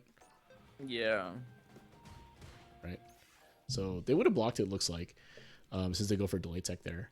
But yeah, that's just unfortunate. Like that you ran out of active frames. So that's just some lab work, right? Make sure that you're not going to run out of active frames there. Because if they tech in place there, I think that hits because they don't you hit on the other side, the cross up side. So anyway. That said, and again, I don't hate that decision to go for that, to try to test to see if they, test the knowledge. You give them the knowledge check, if you will. But the issue with that is that it's sort of a less stable way to play overall, right? And when I say stable, what I mean is that, like, instead of relying on your ability to put them in the corner and keep them there by using, buttons and all that stuff, you're relying on their ability to know or not know something, right? And that part can be pretty volatile because you don't know what they know, right? Like, it can work out, but it could also not, right? In this case, like, he blocks it correctly and manages to throw you out of it, right? Because they went for what looks like a high block into tech, right? Instant tech. So they didn't really OS against this, right? They just kind of block high and then do a delay tech here. I mean, that is an OS, I guess, technically. But they're blocking low, they block high, and then they input a throw, right? As the basically a pseudo delay tech, but they basically tech a little bit late. It happens to grab you, right? Now, if this hit, they delay tech through that, and maybe something else happens. So it's just a bit unfortunate. But it looks like they know how to defend this, right? So, and I guess that's fine for you to know as well.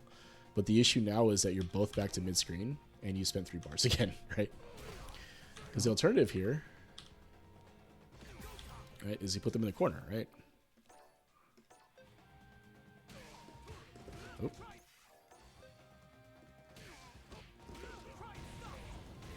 And you can safe jump from here too, right? So, again, like... Oh, I didn't know that you can safe jump from... Well, it's a manual 1-frame delay. Okay. But it is safe to, like, reversal. So we can take a look at that too. It's 40, because the run Tatsu is 43 and the typical safe jump is 42. So you can do a manual 1-frame delay. Or you can just jump and do a delay button when you land, right? So you land and do a button a little bit late, and that'll bait like a reversal if they do that. So, but also, you could just do other Oki, right? Stand jab, it's overhead. You could do double dash forward, right? You have a ton of different options from this position, right? Versus just trying to go for that safe jump setup. So anyway, you went for that instead. Right, you get thrown for your trouble. Let's see what happens, right? Does a meaty button, you have to block, right? Okay, so now we're at a space where, crouching meaty kick whiffs, but Okuma doesn't move, right? He just stands there. All right, no anti-air again, unfortunately. And then what does the Akuma do to you here that gets you hit, right? They just walk up and press their button as you're trying to back up, it looks like. So this is just after the jump was blocked, right? Moving forward, he walks up and just presses the button, right? Expecting you to move. And unfortunately you did, right? How do you defend against this, right? So typically what happens here is that if the opponent is standing too close, you can just press a faster button, right? So if you're standing really close, like here, right? They're walking up, right? Crouching meaty punch probably whiff here, but as they're walking forward, right? You can try pressing a faster button, right? So from this space, crouching meaty kick will probably hit, crouching meaty punch will probably hit, stand light kick will probably hit, right? As they're walking forward. So the decision for you here is if they're walking forward like this, what do? You can try to walk back, but Akuma's walk speed is absurd, right? He just walk you down. So another option you can have is just block, right? Down back as they walk up. Or you can try to challenge with a faster button. Stand light kick, crouching medium punch, crouching medium kick, right? I think those options are probably what need to go through your head when this type of spacing occurs, right? When you start seeing Akumas walking forward into the space, you want to try to contest the space as best you can, right? Because you saw that what happened in our game was like if you try to walk into that space, I would hit you with something, right? Same heavy kick, crouching medium punch, something, right? Now you could do the same thing here with your buttons, right? Even a stand light kick or a stand medium kick probably could have worked here too as they're walking forward. So anyway, I would unfortunately get tagged moving back And again, part of that is because Akuma's walk speed is absurd, right? Like, you might be able to get away with this against like another Ken or like a Ryu or something, but Akuma just like he's basically teleporting across the screen, right? So anyway, get tagged unfortunately. Goes into a Tatsu combo that doesn't really give as much Oki, but anyway, reversal. Okay, I don't mind it. Hell yeah, brother. So that said, I mean that's a good spot to do it, right? So you want to get out of the situation you're in, right? The Akuma has been pretty aggressive overall when it comes to their Oki and their offense, so going for a reversal here, totally fine. Okay, I actually like what you tried to do here. I dig it. Unfortunately, the Akuma threw a fireball, right? So if they do some sort of check, right, anything that's a button, like this is going to tag them, right? So I don't mind this at all. The read is there. Right? If they went for anything else, they get hit. Fortunately, they get fireball. So, okay, so right here is the tough decision, right? So you reversaled, you went for this drive rush thing, right? So you're brick down now, right? So you can't really do a drive rush cancel or OD into drive rush with your bar like this, right? Because you're gonna burn out. So you're trying to maintain your bar. You throw the OD here, and then Jarvis burns you out. He blocks, right? Now it's gonna happen. Plus the situation. My guess is he just blocks this out, takes his turn back, right? He jumps, even worse, right? So now you're in the corner, burned out with only level 1 against Akuma, right? So this is pretty bad. The situation as it plays out from here is kind of like you're probably gonna end up losing in the corner, but I don't know. But let's find out. But I think this whole situation is prevented. So that part I don't mind. You went for a hard read, didn't quite work out. That's okay. But at this point here, you can just walk and block, right? Akuma's throwing fireballs, walk forward parry, right? You parry this one, but instead of walking forward, you walk back. Or no, through fireball, excuse me. So instead of like just taking up the space, you go aggressive and throw your own fireball. Unfortunately, Akuma's fireball does recover in time for him to block, right? You don't really eat the, not really able to beat him because of the parry recovery. And then you go for drive rush here, that gets blocked, right? But I think that you could have done the same thing just by walking forward here. So save the bar. Parry, walk forward. Parry, walk forward. Parry, walk forward, right? Akuma's just throwing fireballs. So if you get to like this space here by just walking, it's actually the same effect as this, right? If you think about it. And maybe it's a little bit further back, but like you land a button on him and he has to do something, right? So just something to consider, right, when it comes to meter management. If you're in a situation like this where your meter, like after this right here, this drive rush, you're in the orange or brown or whatever color this is, consider not spending any more bar until you're green again, right? And especially just to close space, right? Because walking is just as effective. Like if you continue walking and the Akuma gets impatient, tries to jump or do something else, you could just TP them, right? Anti-air them or whatever, right? So, and you'd have all your bar. So, unfortunately blocked, right? Tough position, trade. Air to air, okay. Get thrown. Oh, you try to press a button and you mash. So this is actually fine, right? Mashed here. Try to beat whatever they did, and it worked out. Good confirm. Stay aggressive here. Now what happens here, right? So last time you landed a Dragon Lash on block, you did a jab into a medium button, and he blew you up for it. So given his meter situation, all that, I'm guessing he reversals, but let's see. Oh, he does the same thing he did last time, right? So he goes for the challenge jab and beats you, right? So that's unfortunate.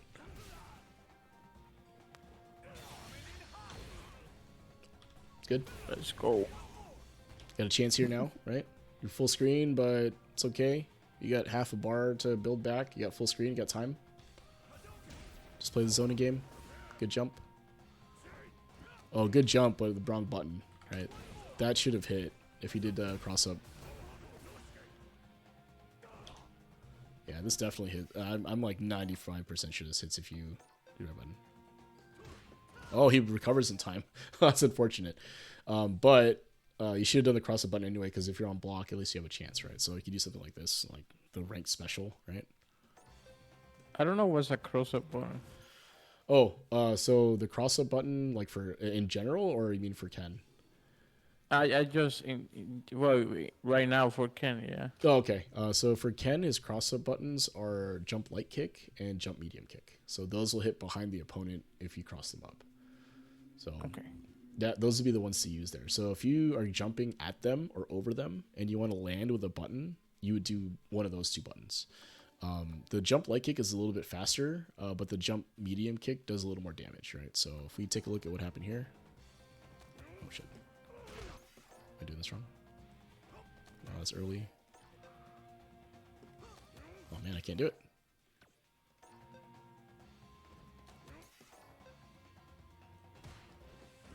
Right, something like that to bait the shimmy, right? Whatever the case may be. But if you are gonna jump like that, you probably do need to do the cross up button, because if you do this, right, you're able to hit and you're kind of able to get out of the situation.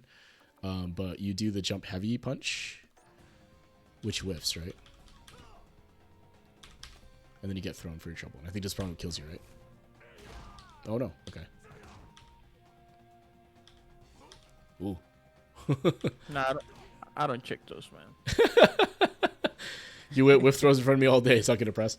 Yeah. This is tough actually. So like what's happening here is that you really don't want to deal with like a bad guess here. You don't want to get whiff punished or counter hit here, right? So you're trying to be a little passive on defense until you get your bar back, so that you can do a drive rush here, right?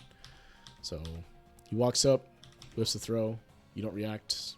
Is what it is. Okay, so he doesn't kill you from there for some reason. Drive rush in. What happens? Okay, plus frames.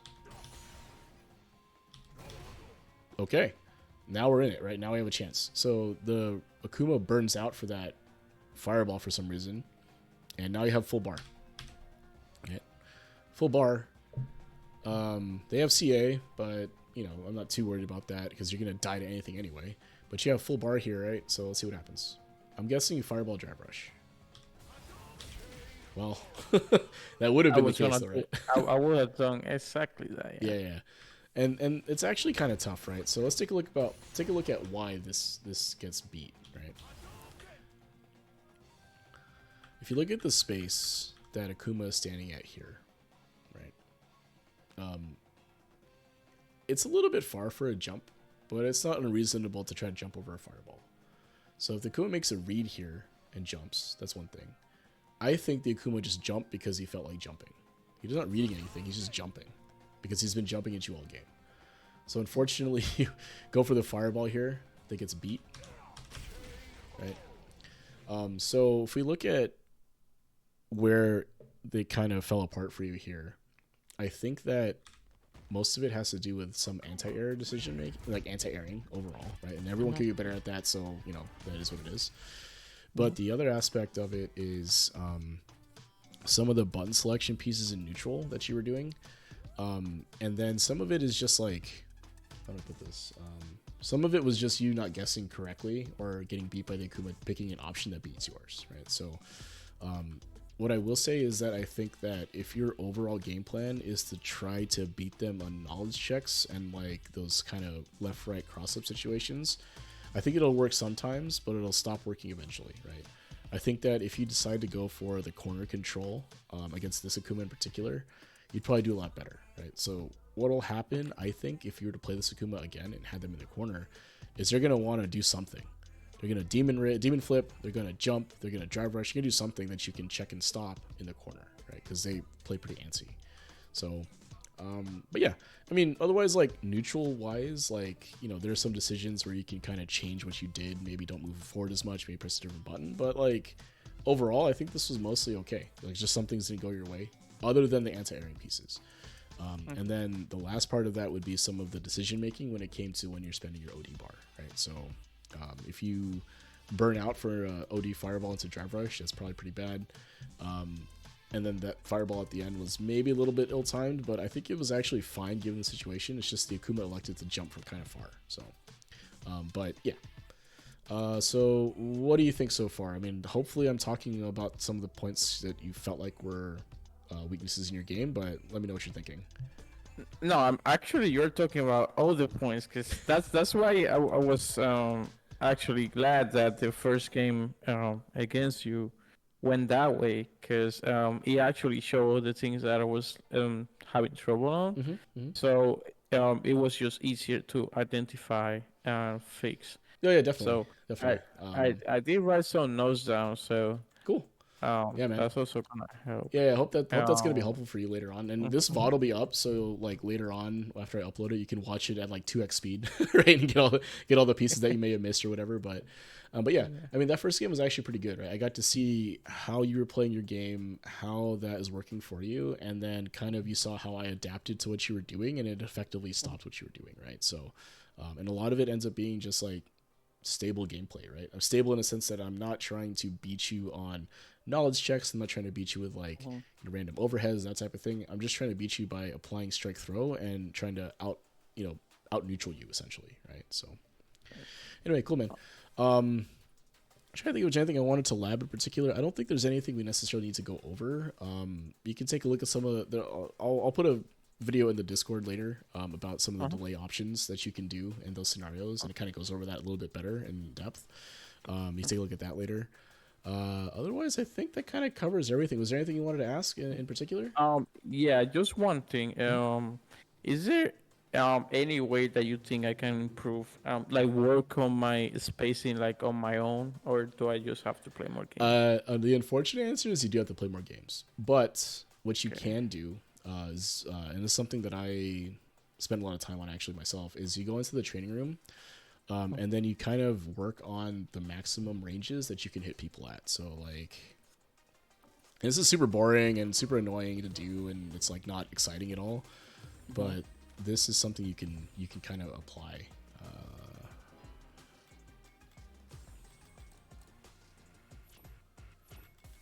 Oops, that did not save. Right. So I'm gonna go into solo training here. We'll see what I do here. So essentially, right? If I put Ken, and so I'm gonna put this in neutral, right? Oops. Right. So what I would do is the first thing is you need to know the ranges of your own buttons, right? So how far I can stand to be able to hit people. So like a jab, right? Like right around here, probably, right? Is gonna whiff. Right here is probably gonna hit, right?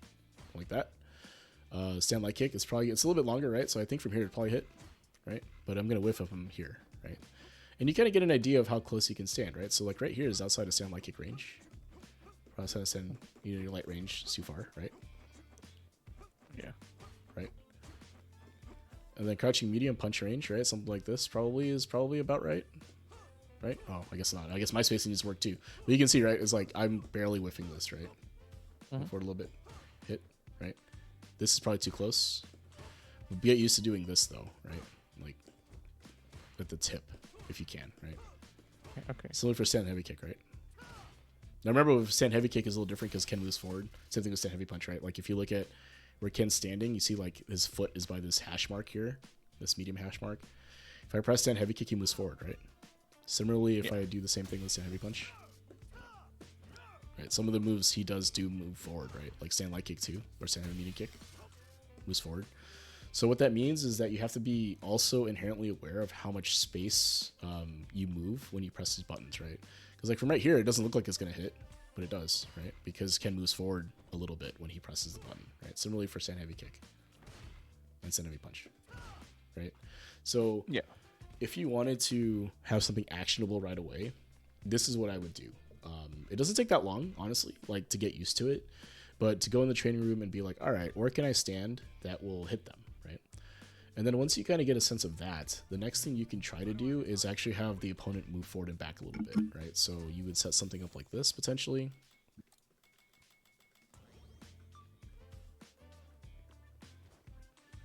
right? And again, this is kind of on the fly. I'm kind of making this up, but this is something you could do, Yeah. is do Mhm. this, and like you can see like how they're moving, right?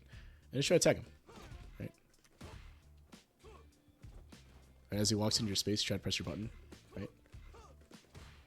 Now this is very, very, very hard to do with the replay with the computer, right? Because the computers actually can be random, so you can record some movement and then do it over and over again. Against an actual player, it's likely they're gonna have some sort of habit that you can exploit. But the idea is that if you see a moving target, you kind of have a better sense of where you can stand to try to land your buttons, right? That would probably be the next thing. And then if you really wanted to get hardcore, if you look at the Fight Rise Discord, there's a member that puts together a video that shows you how to set up the Strider drills, right? So have you heard of the Strider drills before or seen them? No. No? Okay. So 801 Strider, right? A pro player from, I think he's Midwest. I don't actually know. But anyway, he put together like this list of things that you can set your training dummy to do to help with like reaction checks. And one of the things that it helps with is spacing. So what you do is you set up a dummy that will do like a random walk forward and walk back, and then does like walk up throw. It does a dash forward button. It does a low forward to drive rush. It does like a jump in. It does a drive impact, right? It does all these like random things in neutral, and your goal is to try to react to them. Right now, this is very, very hard, very difficult, right? I mean, this is like one of the hardest things I've ever tried to do in my life. Well, I mean, I'm exaggerating a little bit, but it's definitely really difficult to do to check all those options. But it teaches you two things, right? One is like the reaction piece. So you drill the reaction so that it doesn't feel like you have to think to do the anti-air. You just do. And the second thing is it helps with spacing. So you get a sense of like how fast the character you choose moves and like what space you can kind of press your button at, right? So if you wanted to get better at like the spacing aspect, I think doing those things. So first getting a sense of your own button ranges static, right? Without anything moving.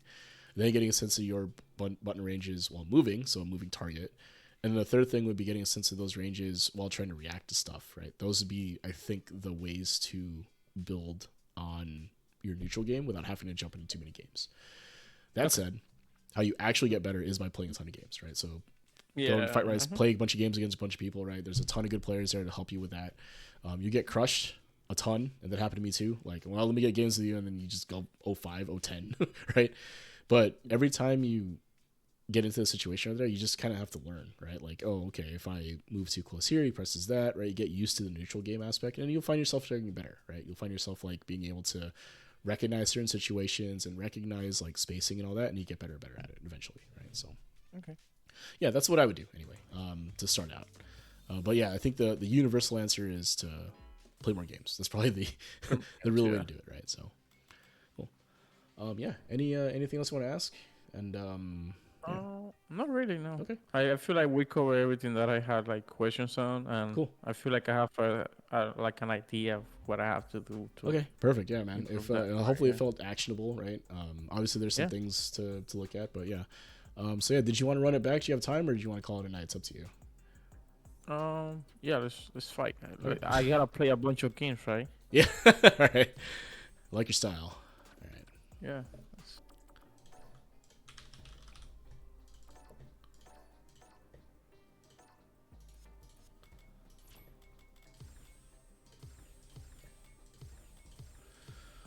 Leave the mics hot, but yeah, just remember to. I think if you wanted to have something actionable for this game, just the one thing I would try to do is just try not to burn out. I think it's probably like the number one thing. Otherwise, run your game, but try not to burn out would be what I would say. Okay. Everything else is very difficult to try to do right away, but I think this one's probably something you can try to implement. So.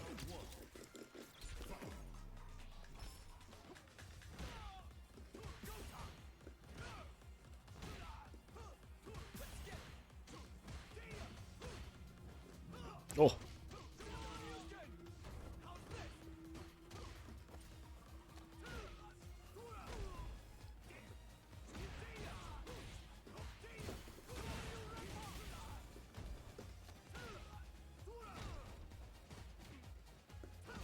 Nice.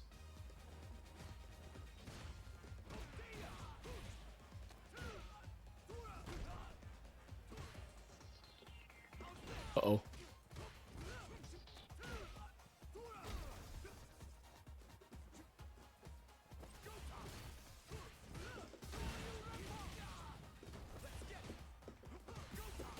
Oh. Oh, that is one thing I forgot to talk about was the drive rush, what to do there. I'll talk about that after the side. Yeah.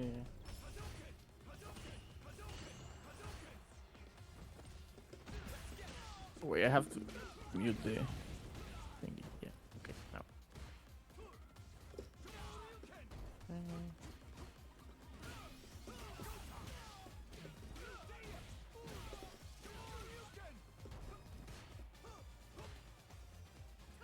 Oh, nice.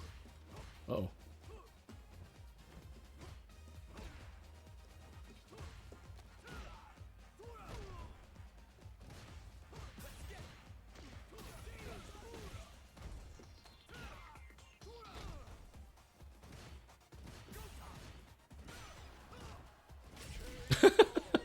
Ken stand heavy punch is absurd. I'm just gonna say it.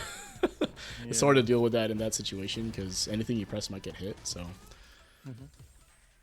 but better job than not burning out, right? Managing your meter a little bit more effectively there. That's good.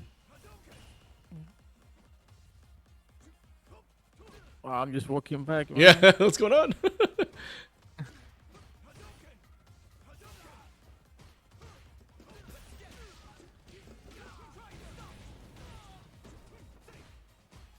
Nice challenge.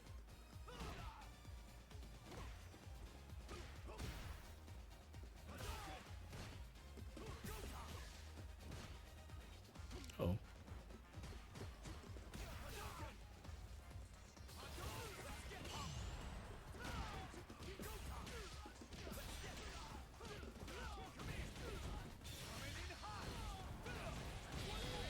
Yeah, that's the one downside about doing the drive rush heavy punch there is that a lot of folks will perfect parry it. They just have that timing down because everyone does it to them, right? So you just learn it. Nice. Nice pickup.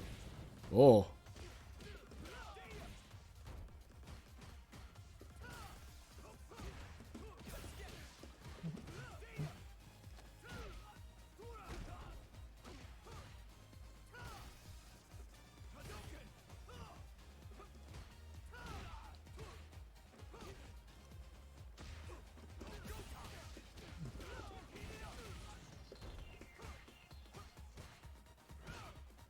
Nice. Good. Good use of super there.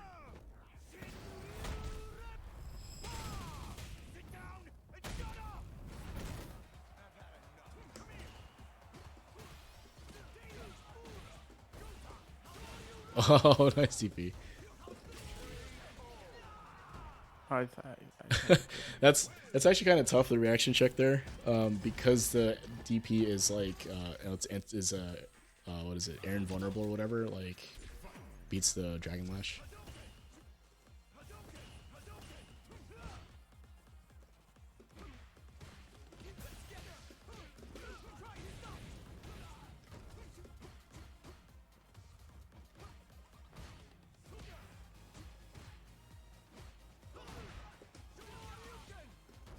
I'm just pressing to see what works. Yeah.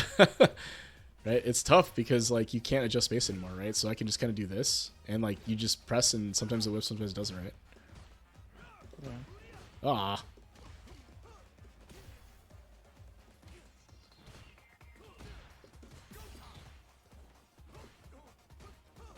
Nice. Uh-oh.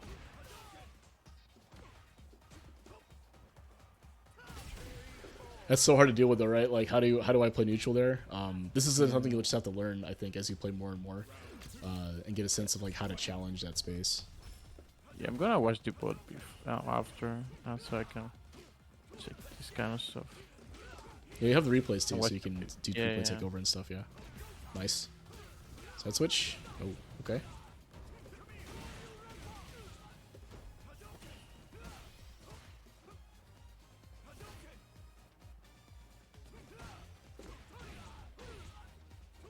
Nice. Okay.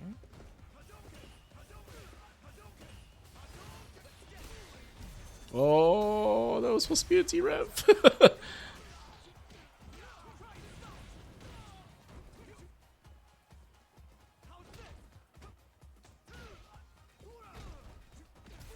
Oh, nice. Oh no! Oh, the drop. Oh no, that's so tragic. You can blame the rollback. I'm pretty sure that's what happened. GG's.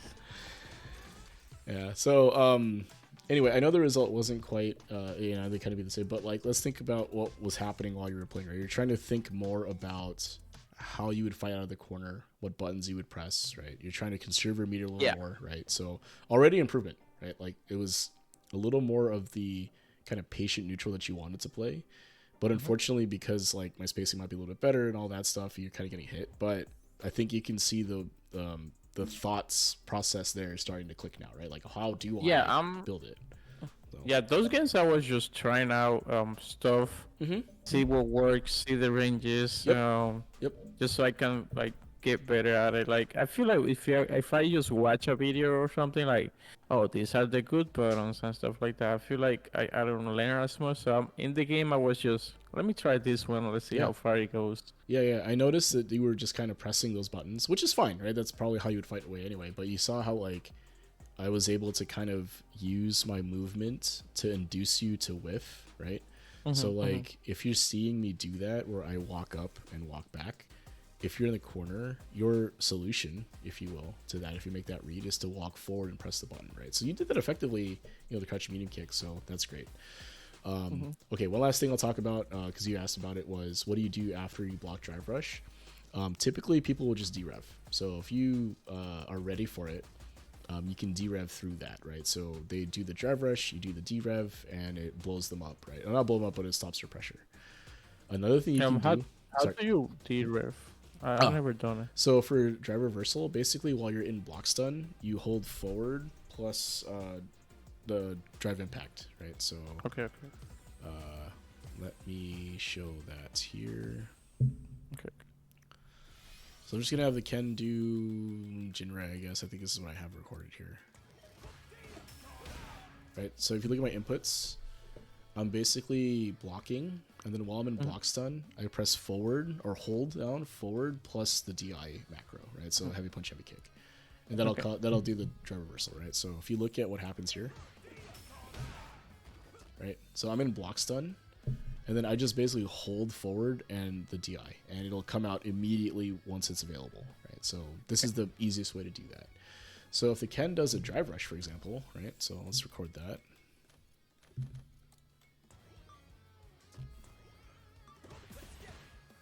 Right, pretty common drive rush, I think, crouch medium punch. So let's take a look at what happens here. Right, so as soon as you see the green, you're gonna be in block stun anyway. So you can just hold down, hold forward, and after you block anyway, you're gonna be stuck in block stun, right? So while you're in block stun, you just hold forward and DI, and it'll drive reversal. Okay, that's good to know. Yeah. Yep. Right, so if I do it correctly, that's one. The other thing you can do is mash reversal, right? So if the opponent chooses a button that leaves a gap, you can mash your reversal and it'll reversal through it. So here's another thing you can try. Right, so you see me mashing the DP here. So if they are doing that, you spend the same 2 bars, but you deal damage and you take the initiative basically, right? So this works pretty well, and it's actually kind of a higher level thing, especially when opponents are doing drive rush into a button that has a gap, right? So like if a Kami, for example, does crouching medium kick into crouching heavy punch, you can DP through that. The other thing that's cool about this is that it's kind of an option select. So if I change how Ken does his drive rush into a crouching light punch, right? Right. So that doesn't have a gap. So if I look at this, right, it doesn't have a gap that I can, or sorry, not this one. It needs to do something else. Sorry, one sec. I think that's correct. Yeah. So let me do that again. Right. So this one doesn't have a gap, right? So if I do this, right, I can mash my button and it won't come out, right? So you can also mash DP here. Okay, yeah. Right, and it'll block, and then after you block, you can defend however you want, right? You can continue mashing, for example, right? If you wanted to do that, you could derev. after. That's probably not a best idea. You probably want to do one or the other. But the thing is, though, is that if you mash DP and there's no gap there, it won't come out, and then you can do something else, right? So you can try to delay tech. You can do some other defensive option after that, right? So, yeah, that's what I would do on block for drive reversal. If you have meter, right? If you don't have meter, it's very difficult, right? You can still super, right? You can try supering, but that's kind of hard to do. And it's kind of a hard read, right? And again, if they are doing a gapless string there, then you can't super anyway. So you could mash it and then do something else if they, continue blocking or whatever. But yeah, I think those would be the two options. And then your alternative also is to try to parry as well, right? So you could try parrying or delay teching. Those are kind of not as active options, but they're slightly lower risk, right? So if you try to parry against this, it's going to fail, right? Because the gap is there, right? I can't parry through that. But if I do the other one, which I probably should have just left there, but...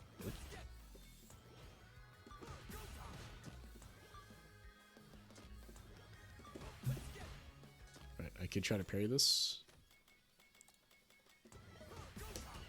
Right? Something like that. Or just delay tech through it, right? Right, that's another option. But yeah, those are some options you have out of drive rush. Now again, it's very character dependent and drive rush dependent and like route dependent, all that stuff. So depending on what opponent you're playing and all that, and how their tendencies are. But those are some options you have in case you don't want to just block, right? You can do something like that. So cool, man. Yeah, I think that's all I want to talk about. Anything else you want to ask before we wrap up? No, I think that's everything. Yeah, that's more than everything. I think. Yeah, you'll see you in Master soon for sure. Because again, I will say that your kind of neutral game when you were playing a little more patient overall, your spacing and your Oki is good enough to get into Master, right? I've seen players and Master, like I've played them, that are not at that level. So, you're doing well. You just got to get through the rank grind. That's all. Okay. Yeah. Cool, man. So yeah, yeah, feel free to take off. I'm just going to do the outro on stream. But yeah, man, you've been great. Bye-bye. Thank you for the help. Bye. Bye-bye. Cool, so sit down and shut up. Revav, thank you for the sub. I appreciate it. Really cool that you did that. And then Ritson, Hilde, you got Urza, right? That's cool. Navi, appreciate you coming in. If you guys are still here anyway. So this has been Sit Down and Shut Up. Thank you guys for watching. I don't always respond to chat and stuff while I'm working through this. So I try my best, but sometimes, I'm focused on the player I'm working with. So I appreciate you guys' messages and subs and follows and all that good stuff. This has been Sit Down and Shut Up, though. So I run this through the Fight Rise Discord. So Fight Rise is a fighting game community, mostly focused on Street Fighter 6. They run bi-weekly tournaments through their One Fight Stand series. Basically, it is a 7-round Swiss if you are in Master or above. If you're below Master, you can get into a round-robin pool, basically between 8 and 10 players. I think you get 7 rounds of round-robin, basically, in a lower pool. So you don't have to face Masters, you'll be in, like, a lower pool. They had one today, so it happens bi-weekly, so probably in 2 weeks, I think, is the next one. If that's interesting to you, join the Discord, take a look at the events there, and sign up. Again, really friendly group. It's a good way to get into like tournament level games, with lower stakes, right? It's free to enter and all that good stuff, right? You get a lot of games, meet a lot of people, and it's always great. Additionally, they run community events through their Urge to Fight series. So basically, they showcase some community people, right? Some folks from the community get to play on stream and all that. They occasionally do charities, right? I think once a year, or however often they do it. I know they did a big one for Christmas time last year. I do commentary for them, so if you want to check any of that out, take a look at twitch.tv/FightRiseFGC for some of the old VODs. It's a great time. If you're part of the community and hang out and participate, you get a chance to be on stream for that. So it's a good time. People will say that they always have fun playing them. You get to commentate them. It's also a lot of fun. If you want a session like this, I do this for free out of the goodness of my heart, if you will, but also for the love of my love of the fighting game community. So take a look at the Discord. Look for a channel called Sit Down and Shut Up. There'll be instructions on how to join the queue for this. You can get and you can get in line to basically to get a session like this. Last thing I mentioned for Fight Rise is basically their Big League KO series. So this is a league format that's happening over the course of a month. So it's basically you get put into a 8-person pool. You play 7 rounds of round robin against all of the opponents in your pool in a 1st to 5 set.